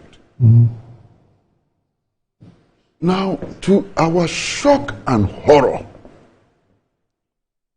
in the last elections, a political party actually ran the elections on a slogan which said that review means abandon. Unbelievable. So shocking, so horrifying. A political party actually told the electorate that we are implementing a policy, we will not review it, and anybody who says that they are going to review that policy is going to abandon the policy. That's just political talk. But isn't it shocking? It's just political talk. It is shocking. It is horrifying that in a field such as crucial as education, which is the basis for everything that we do, you can actually run a campaign on the basis that review means abandon. And the shocking part of it is that at the end of it all, this political party was declared the winner of the election. Horrifying. Look. How's that horrifying? I mean, people go run elections and do all sorts of things. I mean, how's that horrifying that a political party... You have a political party who says that we are going to implement a policy... I don't think that anybody said that we will not review. Nobody has ever said that has actually stated categorically anywhere that the free SHS is not up for review. We are saying that we are committed to it and we will continue to implement it. That's different from anybody officially saying that we are not going to review. I mean, if somebody stands on a platform somewhere or is talking on a panel or whatever and makes some of these statements, yes, but there's nowhere. But that's you can't attribute that. But Eric. No, you can't attribute that to anybody officially saying that the NPP has no intentions of reviewing the free SHS. Of course, even all the things that we've done over the period, so how it started is not the same way it's being implemented as we speak. Okay. You understand? So, Eric, you're even shocking me the more. You're adding to my original shock. That. Where are official policies made? Are official policies not made on these platforms that we are describing? When the president addresses a rally and makes a statement, is that unofficial or official? When a vice president addresses a party gathering and makes a statement, is that official or unofficial? Let's stop this gymnastics. It doesn't help anybody. These gymnastics don't help anybody. I'm saying, and you know it as a fact, and I know that you are an honest man, that in the last elections, one of the campaign slogans was that review means abandon. It was a reckless campaign slogan. It was a campaign slogan which frightened me, you understand? And the point is that you cannot implement any policy without reviewing it from time to time. I agree. And everybody should have recognized that there was the need to do a certain review. That's the point I'm making. Now, currently, the education system is in deep crisis. Very deep crisis. I'm sure that we are all aware of the World Bank report, which stated that access has improved. Yes. But quality has fallen. Yes. That's a significant report. Now, we are reading the newspapers and we are reading all the reports that are coming from all over the schools and so on. One of the reports which I read yesterday indicated that heads of government schools or assisted schools who have become critical of the system are being interdicted. That didn't come with any evidence. At least for those. I'm just saying that it has found its way into the media. Yeah. But at least for those who have been interdicted, we're given the reasons. Yes. But it has found its way into the media. You understand? Now, for me, that is worrying. Let us say that it is, as Eric would like to put it, unofficial and so on. Don't we need to find out if indeed heads of assisted and government secondary schools are being interdicted on account of their being critical? But that's just one. There's a second one. That some of them are being interdicted because they're looking for resources outside the resources that government provides in order to run their schools. And who doesn't know that these heads of assisted secondary schools and government schools are really dealing with a crisis? They're dealing with a crisis. Yeah, but we see the authorities say that before the term started, they engaged them. They engaged them on the uniform, prospectus. And they told them that these are the approved things. And so you cannot ask any parent to pay for anything outside this approved list. Now, if they are asking for parents to pay for something that government is supposed to provide but has not provided or something, but I'm saying that that was the policy. That was what they were told. So if you are a headmaster, you cannot be asking a parent to pay for something which was not authorized by the GES before the parent's ward can enter the school. Yandi, I can understand where you're coming from. I can understand that that was a directive, but it doesn't make any sense. Why? Because the schools are not equally endowed. If all the schools have the same endowment, then you can make these generalizations. What is needed in one school is different from what is needed in the other school because of the different levels of endowment. That's the argument of the managers of the schools. That? These are public schools. Yes. There is a structure. Yes. A headmaster by himself does not decide that my school needs this. I'll charge parents. It is not his school. It's not a private school. It is a public school. It's governed by rules and regulations. A headmaster cannot decide by himself to do what he thinks is right. You can't. General policy is not decided by headmasters. But when it comes to running schools, in some schools, the headmaster has 2,000 children to take care of. True. There are some things that the headmaster cannot overlook because it can create an epidemic. True. True. And can begin to kill the students and so on. True. So headmasters as managers of the school need to be given a certain leeway in order to determine some of the necessities that the schools need. That's the point I'm making. So if you sit in the headquarters of the Ghana Education Service and decide what is needed and so on, without looking at the true specific needs of the schools, you are not helping the schools in any way. That's the point I'm making. Okay? I don't disagree with you. Yes. I'm also saying that let's flip the coin. Okay. So the overarching objective of, let's say, free SHS, that's what is in focus today, is that no kid should be denied the opportunity of having public secondary education on the basis of a financial consideration, any fee. So on the basis of that, the state has resolved to spend X amount of money so that nobody is deprived of secondary education on the basis of these fees. Now, the head of an institution, based on the peculiarity of the institution and all that, now decides that he's going to charge a fee or fees other than what the state agency has asked it to charge. Failure to pay that fee then will result in a child not getting the opportunity of having secondary education. This obviously flies in the face of the policy by government. Yeah, but the policy doesn't make sense. That's the point I'm making. The policy doesn't make sense. That's the point I'm making. Okay? But Randy, more than that, the education authorities came up with what they call the standardized prospectus. Yes. Okay.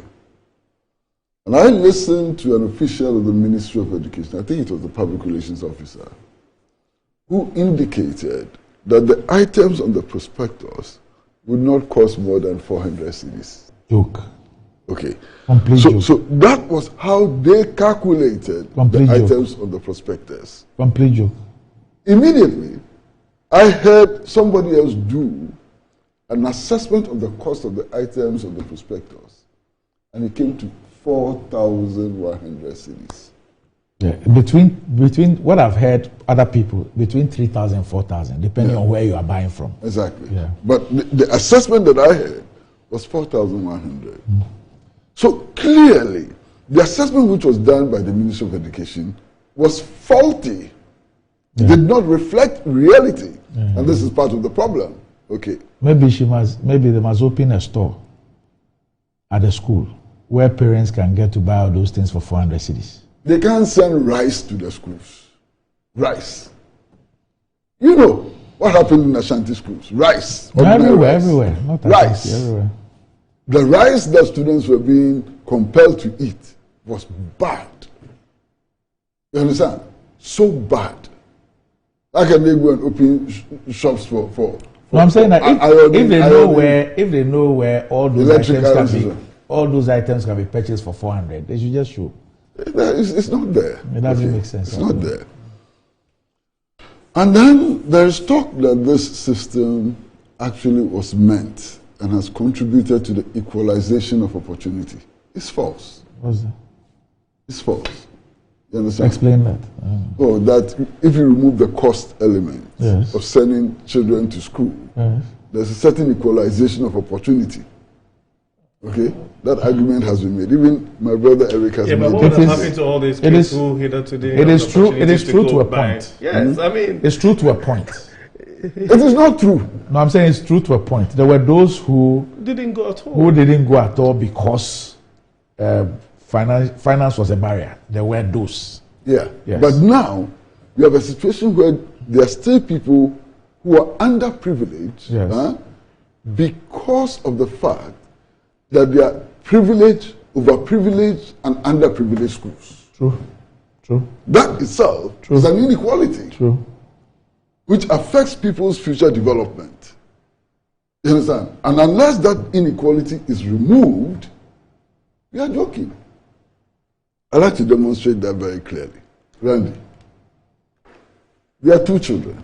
And all our children sit for the same examinations. So there are two children. One lives in a rural community where there's no electricity at all, where there's no television. And the other lives in Laboni, in Accra. They all have entered school. You understand? They enter the examination hall, and the English question, the first question, is write about your favorite television program. What has happened? The guy from the rural community without electricity, ab initio has failed. It doesn't matter how intelligent. I don't have one. There's no television in my village. Answer the question. And the teacher will mark you and give you the teacher must. Randy, I like the way you dream sometimes. Your dreams are very nice dreams. But the child from the rural area where there's no television set has failed the examination ab initio. Not because he's not intelligent, not because he didn't study hard, but he has no favorite television program to write about. You understand? So when you're talking about equality and so on, all of this become very, very important. Okay. Then there's also the question of, there's a prospectus. let's say that prospectus is costing 3,000 cedis and so on. Students go to school and they begin to feel this inequality. Of course, this is not a new phenomenon. This has been happening over a period, you know. That alone is a disincentive to learn. Going to school in tattered clothes, torn shoes and so on is a major disincentive. So we need to work towards a system where the equalization of opportunity is much more meaningful than it is, you know, today. Now, if you're looking at the educational system, there are many problems. I don't know whether that problem has been resolved or not, and please forgive me if it has been resolved. This whole idea of not making history a standalone subject in the secondary schools is a major devaluation of education. Major devaluation of education. I'm not too sure. It's part of a particular subject. Yeah. Yes. It's not a standalone subject anymore. That's a major devaluation of education. You understand? So the curriculum itself is also a problem. Okay? And then both you and Eric have spoken eloquently about a certain phenomena where government has made commitments which are not being fulfilled. You know. So all these managers of the schools are in very serious trouble. And I think that the time has come for a review. A review is essential. And I think that those of you who campaigned on the basis of review means abandonment and so on, you should change that stance very quickly. No, as President Akufo himself, who said that in 2019. And then in 2022, he now spoke about a review. I have both videos. Oh, okay, thank you. And I think I was the moderator, Asante, the former moderator, who also in 2022 said that whoever says review means cancellation is not being truthful. Okay. So the time has come. This is a bit of a joke. I mean, we've had, just a little bit, we've had conversations. I mean, people campaign in this country that even at a point said that the sea was going to be taken from Accra. You know, so for me, what I'm saying is nobody said sometimes. This one is a joke, and leave it at that level because nobody said that. Randy, haven't you heard that before? No, nobody take the sea to Kumasi. But you see, what I'm saying is that, you see, sometimes... Where did you hear that? Oh, come on. I mean, you of all people with all Nobody said that. I'm emphatic. Nobody said that. I heard that at the campaign political rally. Yes, rally. Yeah. Where? In the 90s. Anyway. A political rally here in Accra. Who said it? The person is dead. You know, so for me, I give premium to the person who said it. This was President Akufo. Yeah, the platform. No, what I'm telling him that the review means cancel was President Akufo. Yeah. So not just anybody. Yeah. He wasn't the only one. Yeah, he but also said, but there were many people who said the same thing. No, on the basis of means cancellation. No, on the basis of what he said. Others, no, they went out to explain what he meant by that. And all I'm saying, I give premium to. They were explaining what the president said. It's the president who said. He's the ultimate. Right. And so I have no challenge with that at all. I don't think that in principle anybody would say that reviewing something is a bad thing, because it can actually mean improvement, right? In terms of our commitment to making sure that it stays. In fact, 2022, President Akufo himself said that they're open to a review or a free SHS. You know, but I think that the biggest delay, because you see what happened the last year, early this year and last year, when our parents and students, I mean, school heads were openly, they were not hiding, asking parents and all students to provide for feeding. It was everywhere. Yeah, but there was no food. How were they supposed to? No, I'm not saying they were wrong. Yes. The point I'm making is that it was the reality. Yes. The state could not provide. Yeah. Do you understand what I'm saying? Yes, the state could not provide. And there are people who had raised this issue that, look, where in this world, if you even go to Scandinavia and all those, where in this world is boarding free? Where even education is free? Mm-hmm. If you decide that you prefer boarding, Does the state pay everything for you? No, but you see, you know, what probably worries me is that these discussions are not new discussions. Yes. I recall that in 1976, as far back as 1976, this debate about the quality of education, the kind of structures we should have and so on, began from the University of Cape Coast. Mm. I mean, there was a professor who was called, I think, Professor Ajimai, Mm. who led this debate. And he came up with the idea of deburdenization as a way of expanding access and so on. 1976. So there are some clear ideas about what to do. Unfortunately, these ideas are being bastardized deliberately for the purpose of election campaigning. That's the problem. No, this is how I look at it. Bastardized. You know, when the issue of this means testing and all that, I say if you take leap, we have decided to do some mean testing. For households. You can speak about these imperfections and everything, but there's some level of mean testing. Are you aware that there are some people who live in Accra here, whose conditions are worse than leap beneficiaries? Yes. Yes. Of course. Yes, but the mean testing that was used, the criteria, it does not affect people who live in places like, say, Accra or maybe Kumasi. You get the point I'm making. Now, if you take education, FQ, so basic education is free. Free. As for tuition, we all don't pay. It's the state that pays tuition from basic to tertiary. The state pays tuition. It's been the case for a long time. Basic education is free in Ghana. Yet, at the basic level, people's preference is private. Private, yeah. So although the state is providing free education for 9 years, people see the public schools. They drive past those schools. They go and play ball in those schools and everything. But they take their kids to private schools.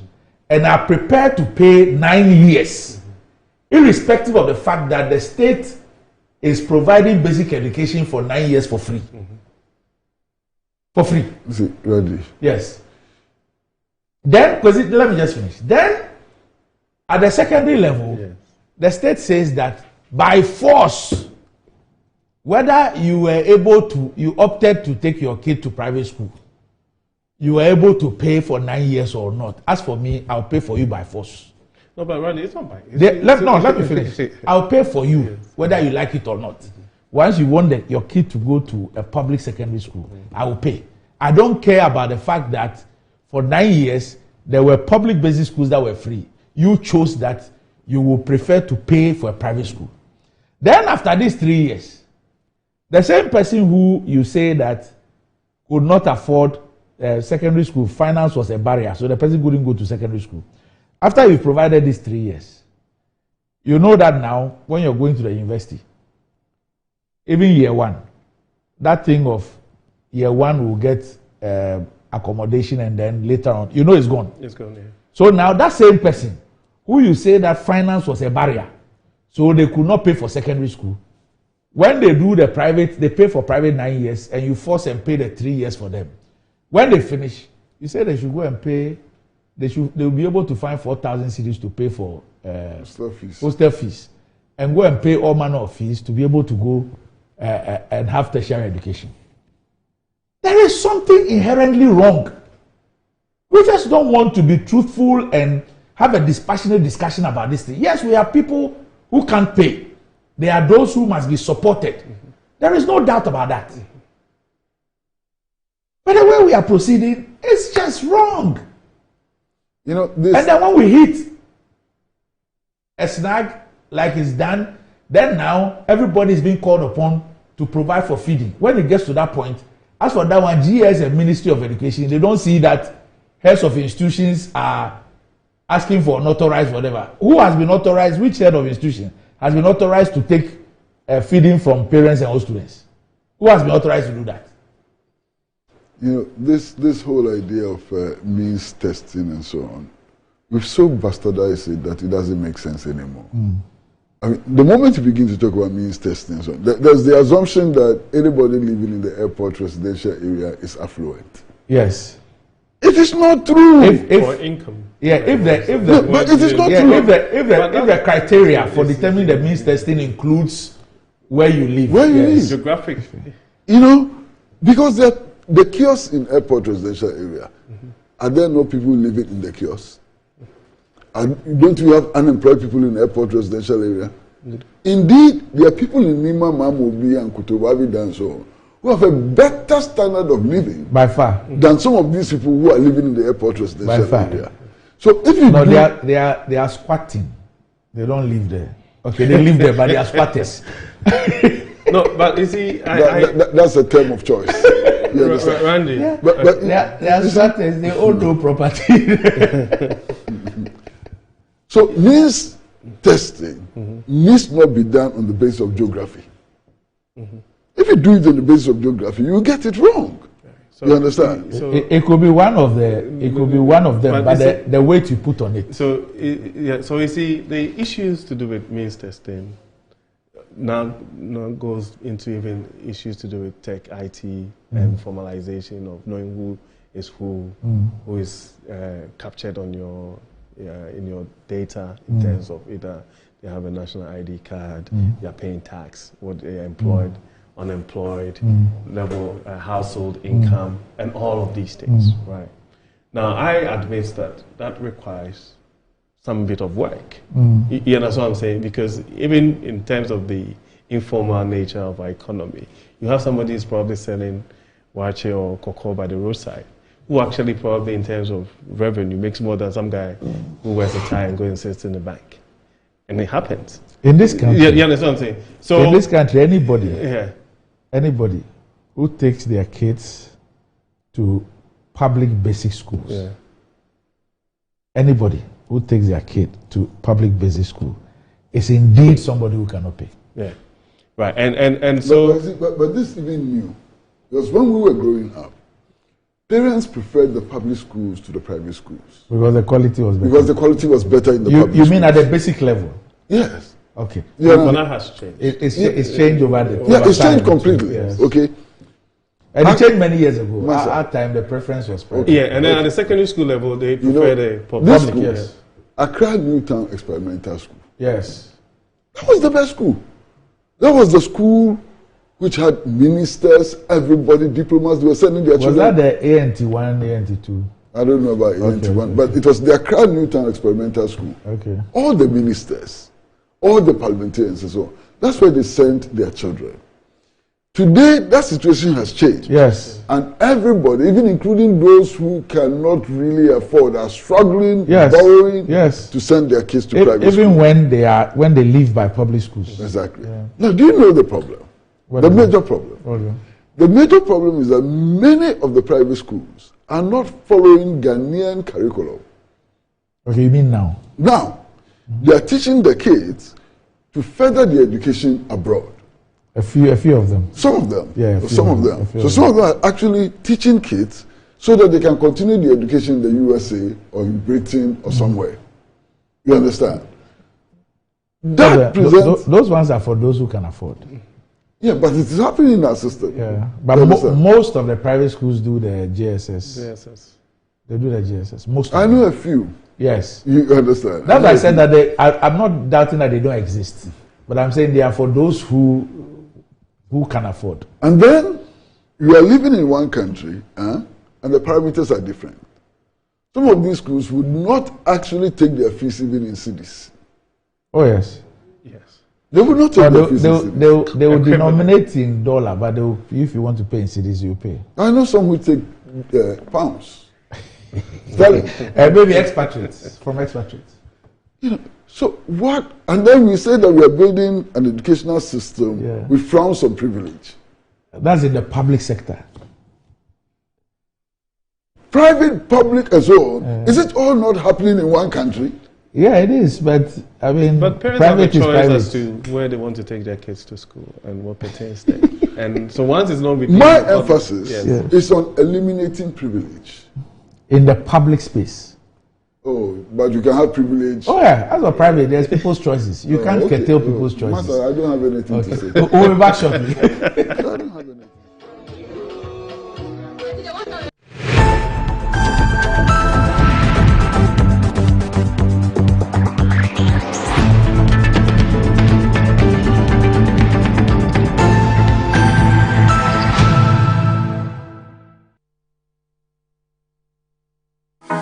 Consult has 98.4% debt recovery rate. We have professional debt recovery managers. You are assured of swift debt recovery. No recovery, no commission. Ferose Consult Limited, no more write-offs. And we pre-finance the recovery ourselves. Discover the perfect blend of quality, modern elegance, and affordability with Kingdom Home Real Estate. At Kingdom Home Real Estate, we cater to both local and international clients, offering exceptional housing options in Ebri and Ikropong. Our properties are conveniently located, providing a tranquil atmosphere, top-notch security, and essential amenities such as electricity, water, and backup generators. Our strategic locations offer easy access to popular tourist destinations, all within a 30-minute drive from Accra.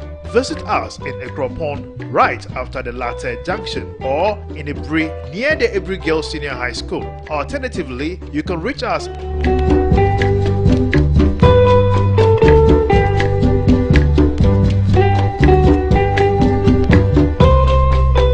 Kingdom Home Real Estate, where your dream home becomes a reality.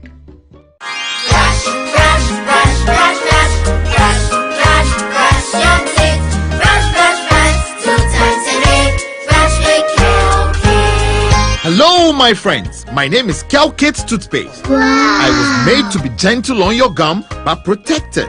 I will protect your teeth from cavity, make your teeth whiter, stronger, keep your mouth fresh all day. And best of all, I'm strawberry flavored. So put on a smile and try me. That's amazing. Just try me. That's my job. If you say so, jump on my brush. Makes your teeth stronger, chicky whiter, chicky stronger. Yay! You did it! I'm glad you like your new toothpaste. Don't forget to brush both day and night. Calcates. Happy smile.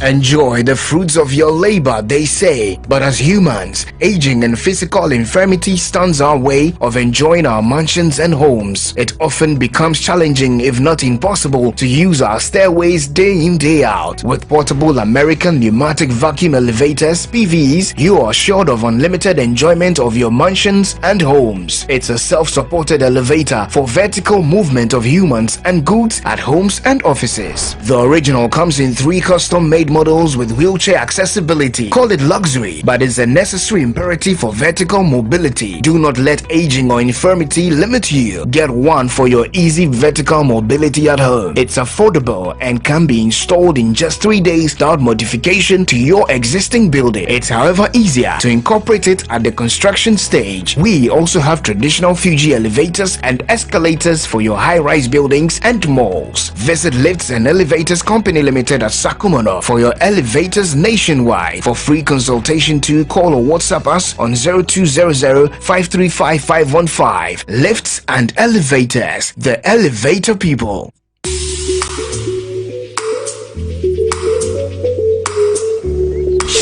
Misro, a day Simanisui, Doctor Seven operation, cataract surgery. Misro. Minia, Ustro saying, Cecilia Dr. Agawa, Ama operation, yes, simple, Krum, I won't say. Cecilia, there no ABS. ABS. And also, ABS, no anesthesia, no bleeding, no suture. Won't now hospital, Hokranche. Obeji December, make a surgery. Sir, and a semedi, Mejume, you, Semenida Hokle. Wow, Nesemposa. Also, hospital, Dr. Agawa's Eye Hospital, a Bengtesano police station. Wow, for when year was 0501 534 498 and 0553 019 311. Dr. Agawa's Eye Hospital for eyes like new.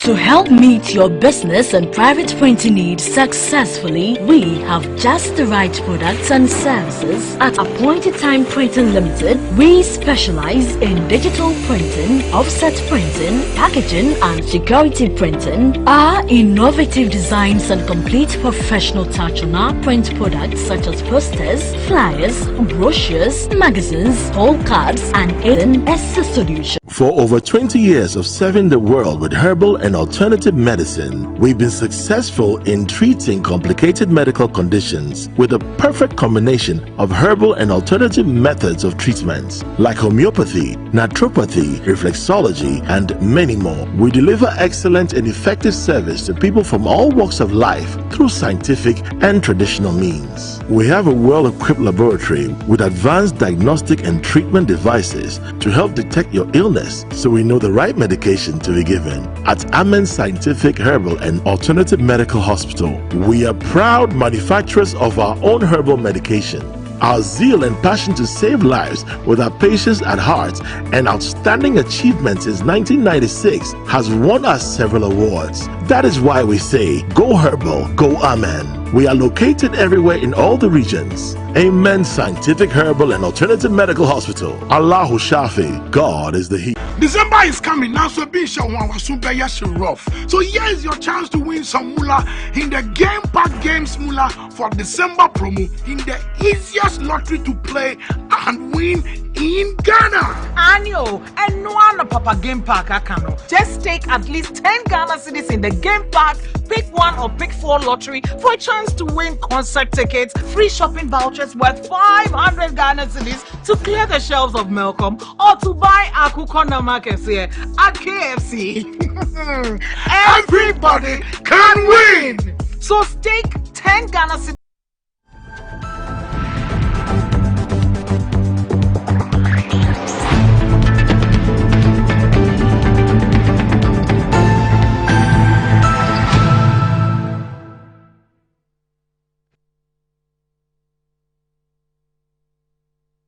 Right, welcome back to the show. If you just joined us, this is Good Morning Ghana live on Metro TV. Still with me, I have Kwesi Pratt Jr. and Erica Mwako Chum.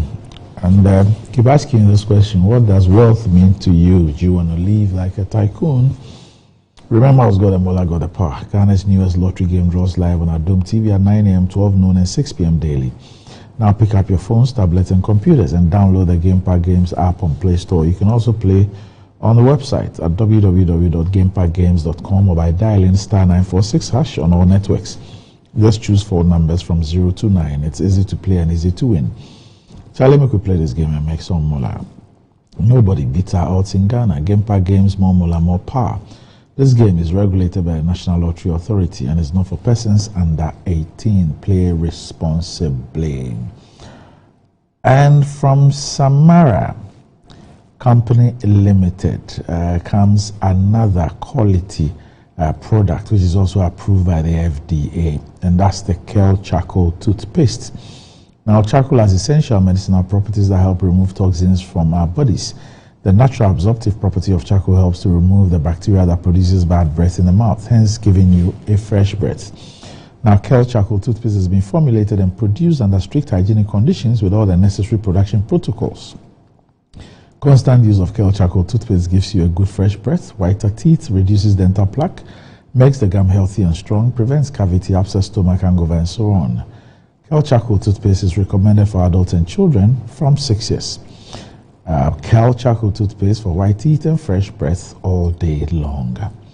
And always drink Angel Cola, your key to enjoyment. Whoever you are, whatever you do, wherever you go, if you're ready for something refreshing with great taste and excellent flavors, you've got varieties to choose from. Angel Orange for that special occasion, Angel Mango, Angel Peach, refresh your mood, Angel Apple Lime. Angel Drinks produce vitality and maintain fluid in normal balance. Angel Drinks, refreshing, invigorating, and exciting. Angel Drinks are produced by Adomco Soft Drinks Beverages Limited. Angel Drinks taste like our day, and this is recommended for all, including children. And you can reach them on 0244 832286 and 0507878668. Now, if you're looking at getting some discounts on top quality electronic products, Makers Electronics Company Limited has the Blessing Attack promo, and you can get this discounts on selected appliances from brands such as Samsung, LG Move, NASCO, TCL Media, and Toshiba, with numerous awards including Outstanding Customer Service Company of the Year and Responsible Electronics Company of the Year. Makers Electronics have quality but affordable home appliances and consumer electronics with 2 years manufacturer defect warranty. You can visit their showrooms at Taifa Burkina Highway, Amasaman Zongo Junction, Oraifa Teman Boga Junction, Kaswa New Market, Ashaman Vaco Flat, Kumasi Ainima Kokobin, and Takrade Fikuma number 9 Market. You can also call them on 055-2222-253 or 055-2222-254. The makers electronics are large and in charge with quality but affordable home appliances and consumer electronics. Terms and conditions apply.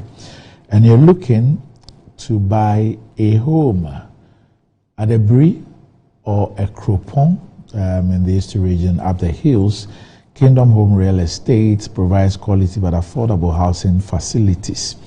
And these facilities are located at a serene environment of Equiapime, Cropon and a Brie.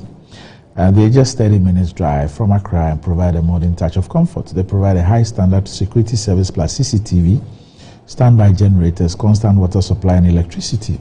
And they are surrounded by lovely tourist sites such as the Brie Botanical Garden, Boti Falls, Safari Valley Resorts, etc. All you need to do is to pay 70% upfront and the rest will be spread over a 2-year period with no interest payment at all.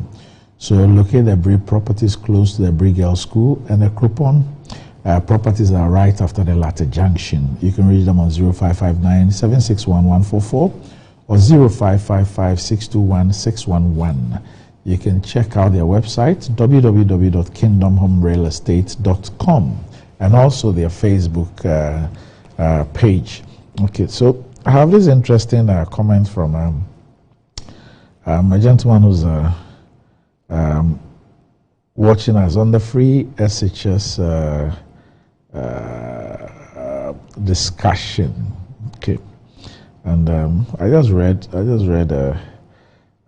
his comment. He has that's Believe Dejo. Is in Western Australia, Dr. Believe Dejo. And he says, I think the free SHS conundrum could be resolved with this suggestion. The high schools are already categorized into A, B, and C. Also, those who would like to access Category A schools should pay full fees. Those for Category B schools should pay half of the fees, while those who access Category C schools should pay no fees and access for wholly free.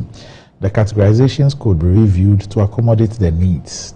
Thanks. So that's also his view on that and how we can deal with this issue. But the lithium conversation is on. I don't want to say the lithium war. Government says that, look, what we have done is better than the previous arrangements. You're getting more on this, you're getting more on this, you're getting more on this.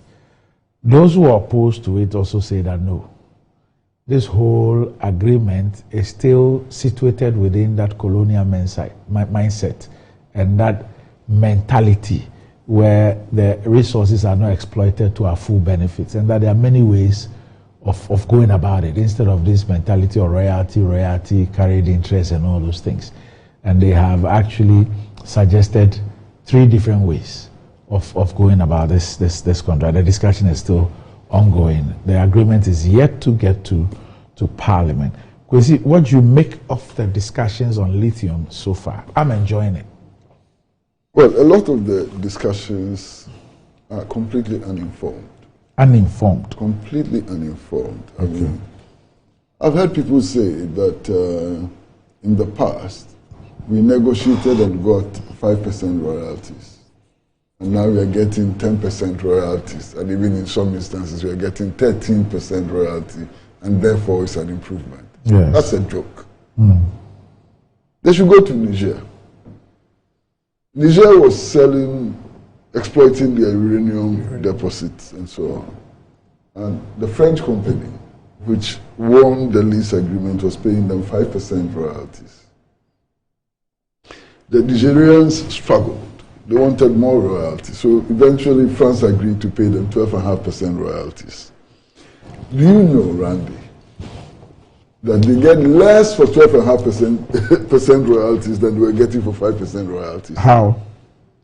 But that's the issue. You understand? Some people explain it in terms of smart accounting and so on. There are all kinds of explanations. But the point is that it is not the royalty you charge. which determines the benefits you get. You understand? And I think that point was made quite eloquently, in the piece which was circulated by Mr. Fuichikata and Mr. Kofi, Then again, yesterday I read another thing which came from Mr. Fuichikata and Kofi Ansan. They were saying that, look, the 10% should become the level below which we cannot go. So we should negotiate on the 10%. Now, the point is that the fact that we used to charge 5% royalty does not necessarily make that a standard for us. In fact, that was the law. The law was a minimum of. But I'm saying that standard, we have changed the law. Yeah, that standard itself can be improved. So that's an argument that I don't want to hear at all. Now, for me, what are the most important considerations? One of the most important considerations in this debate is that lithium is a non-renewable natural resource. Non-renewable natural resource. So if you take it to the ground and you export it, it's gone forever. It's not coming back. You can't grow it again. It's gone forever. Okay. Now, if you look at the way the world is moving, lithium is going to become one of the most important resources in the world. As if you're talking about moving from fossil fuels and so on, you can't do without lithium. If you're talking about solar energy, you can't do without lithium. You understand? Even if you're talking about wind energy and so on, lithium becomes extremely important because it's an essential ingredient in the manufacture of batteries and so on. Now, you have to also understand that there are only 21 countries with proven lithium deposits. 21 countries. Now, if you take all the 21 countries, in terms of quantity and so on, Ghana is the 21st. We are the last.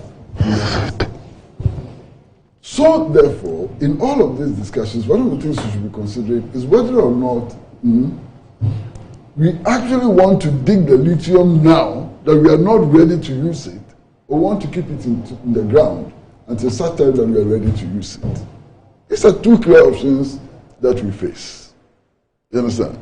Because it may very well be that we can develop a capacity to use our own lithium in terms of the move away from all these fossil fuels, green energy, to provide green energy and so on, in the near future.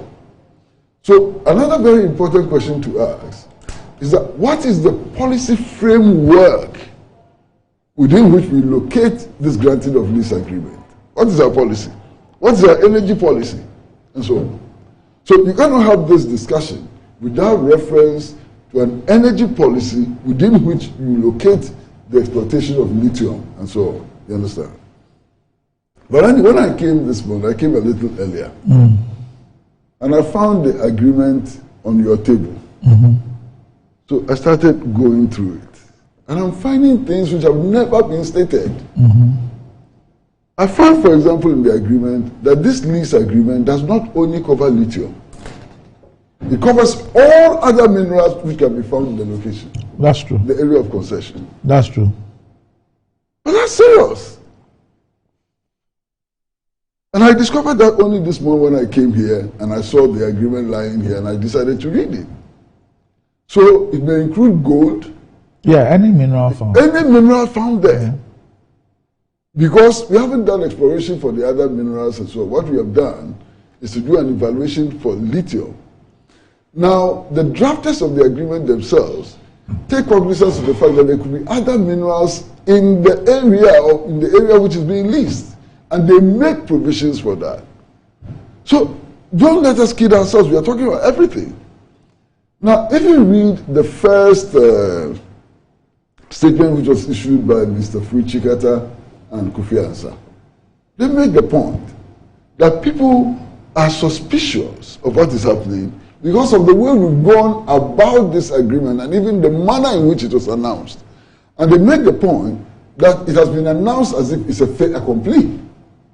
And that raises substantial problems given the history that this country has about such agreements and so on, Now, my point, and this is the most important point, the lithium we have found does not belong to those who are in government today. It does not belong to the technocrats who are talking so much. It does not belong to the so-called experts. The lithium we have found belongs to the people of Ghana in their collective. And no decision should be made about this lithium until there's been a vigorous public debate and until it has been subjected to the approval of the sovereign people of Ghana. What I mean, therefore, is that only the elected representatives of the people of Ghana must make the final decision. This is not a technical decision to be made in corners. This is not a legal decision to be made by only lawyers. All the people of Ghana have a right to express themselves on this matter and to determine whether or not this agreement is good or bad. I'm getting extremely worried about the tone of the debate, and I'm sure that my brother Eric and Randy, you've heard public officials coming up and saying that those who are opposed to this agreement, they don't know anything. Virtually saying that all those who are opposed to this agreement are blockheads and so on. How can you discuss a public matter like granting of a lease to a foreign multinational to take out such an important resource within the context of the ignorant and the knowledgeable? How can you do that? I think it's a huge problem. In any case, in the course of the debate, those who claim to be experts and so on, Massa, have been found out to be, I have to choose my words carefully. It's been established that they know very little. For example, there's a public servant high up in the Minerals Commission so on, who was on Joy FM, debating some guy from Imani. And the guy from Imani made the point that Zimbabwe had actually passed a law which has banned the export of concentrates. And this guy there said it's not true.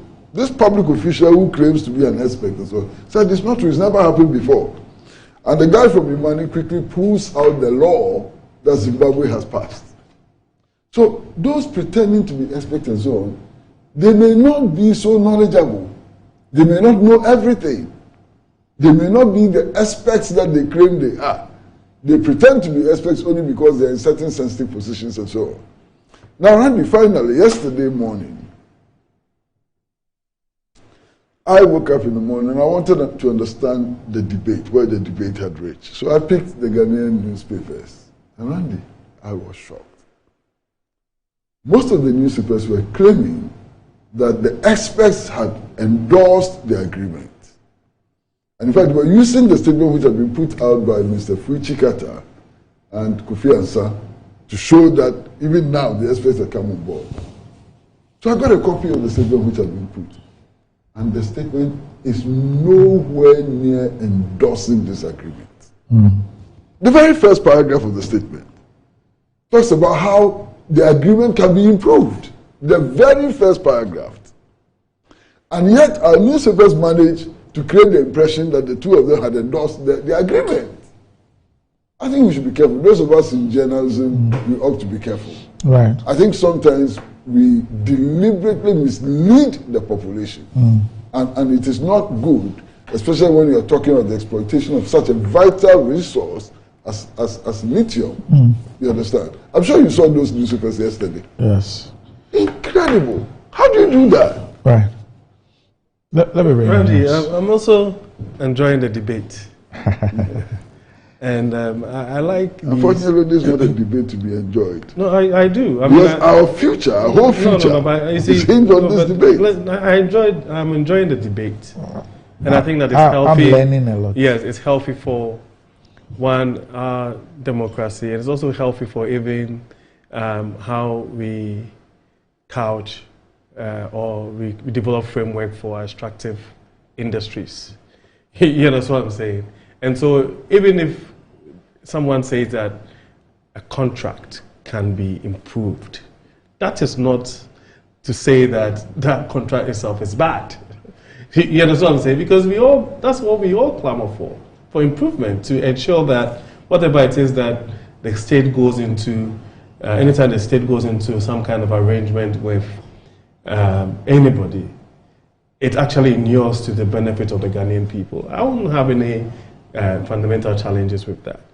And I always will strike a balance when it comes to these conversations, right? So whilst we are admonishing people who, for one reason or the other, will try to infer ignorance or try to undermine persons who are contributing to this debate, you also have to say same for people who would sort of ascribe all sort of reasons why people feel that this is a good contract or it's a good deal. Because you see, when you make generalized comments like, oh well, anybody that is actually touting the benefits of this contract or whatever is actually benefiting or is actually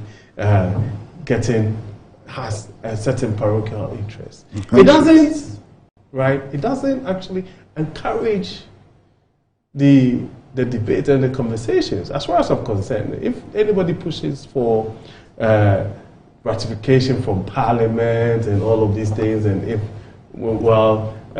you do a comparison between what we have done in the past and this one, it's actually a better deal. I won't have challenges with that at all. All that I'm saying is that as we move forward, do we develop a proper framework when it comes to our extractive industry? Well, let's do that.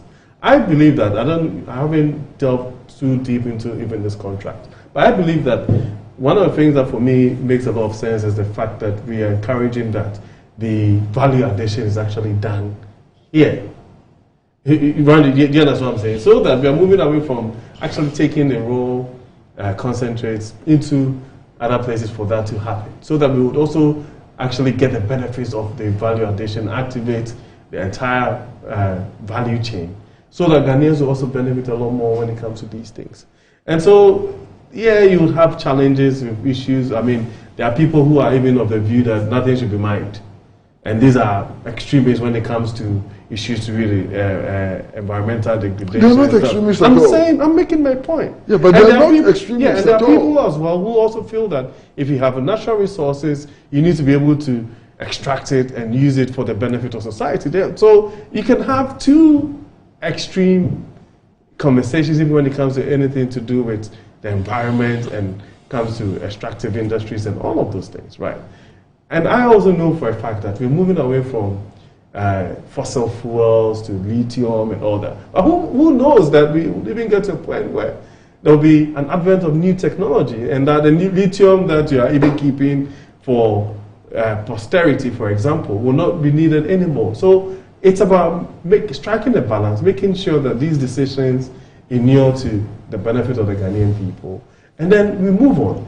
If within the context of what we're talking about right now, persons who are either experts or expressing interest in how this arrangement is made prefer views and opinions, I don't understand why some persons, one reason, decide that their opinions are supposed to be respected. And if people express views on another subject, they have challenges with that. And I've seen some of the banter.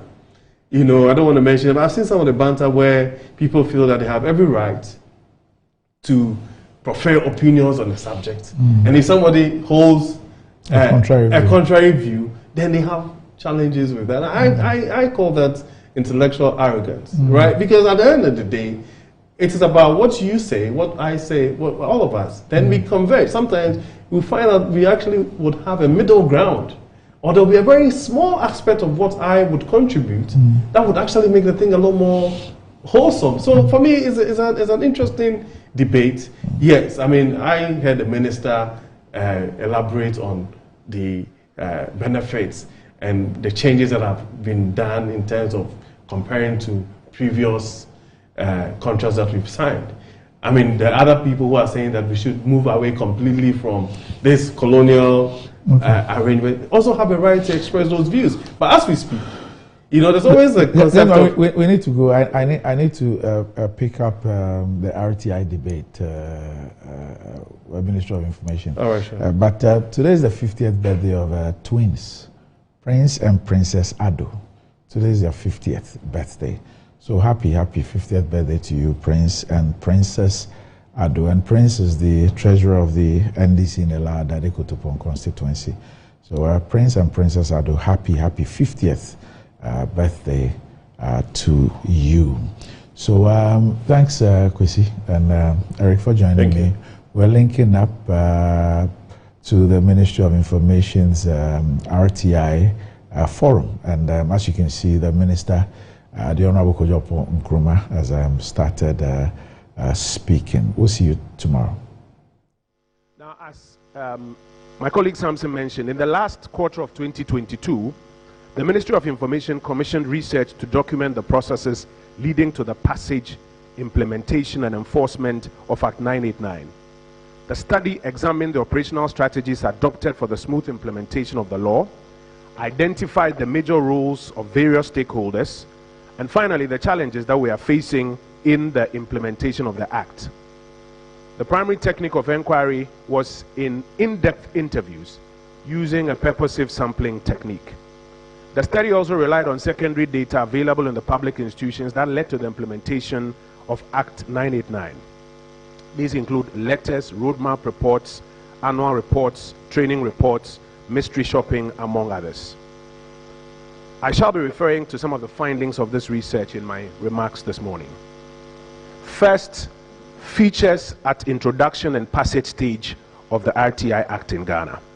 And there were two main features that our research identified.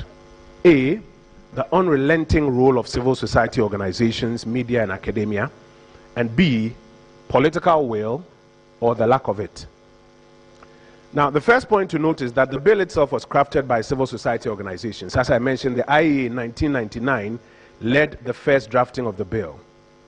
It took the incessant advocacy, the occasional public protests, and pressure from a sophisticated network of CSOs with a strong interest in transparency and accountability to ensure that despite the dilly-dallying by successive political administrations, the RTI bill did not die.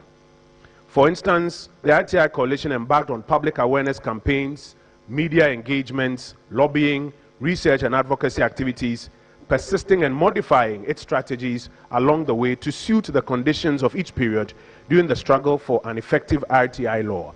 And you'll find this in a publication of the Commonwealth Human Rights Initiative of 2019. The coalition also organized a series of news conferences, workshops, and strategic meetings across the country, and leveraged the significance of 28th September each year to push the agenda forward. And for those who are not familiar with it, 28th September is a right to know day. The media ensured that presidential candidates were quizzed always about the RTI bill, generating a social contract between them and the people if elected. But despite these, it took over 20 years to have the bill passed into law. It is tried knowledge, colleagues, that without the unrelenting pressure from CSOs, media, and academia, the RTI bill will most likely not have been passed into law. The role of CSOs, academia, and media at this point of implementation is a matter that I hope we will examine today. Let me speak about political will or the lack of it. Political will or the lack of it affected the long journey of the bill in the wilderness. Despite the aforementioned pressure from CSOs, media, and academia, successive political administrations from 1999 appeared reluctant to pass the bill. Indeed, by 2007, when I joined media practice, it was a widely held view that the political class lacked the will to pass the bill. And even if they mustered the will to pass the bill, they would not be able to implement it effectively. So it was refreshing to note that on the instructions of President Akufo, and true to his campaign commitment, the RTI bill, which had been in and out of Parliament for about 2 decades, was reintroduced to Parliament on Friday, the 23rd of March 2018. The news reports of that day were keen to mention that the bill had received cabinet approval only the night before, Thursday, 22nd of March. The legislative branch of government in the 7th Parliament also did its due and passed it into law. Similarly, the President never hesitated and then appended his signature to the law within 36 hours after the final act was transmitted to his office. It is the only time the President has signed a bill in public and live on public television. And later we'll examine whether or not enough political will has been shown in implementing the act so far, or some more is required. Our research also looked at the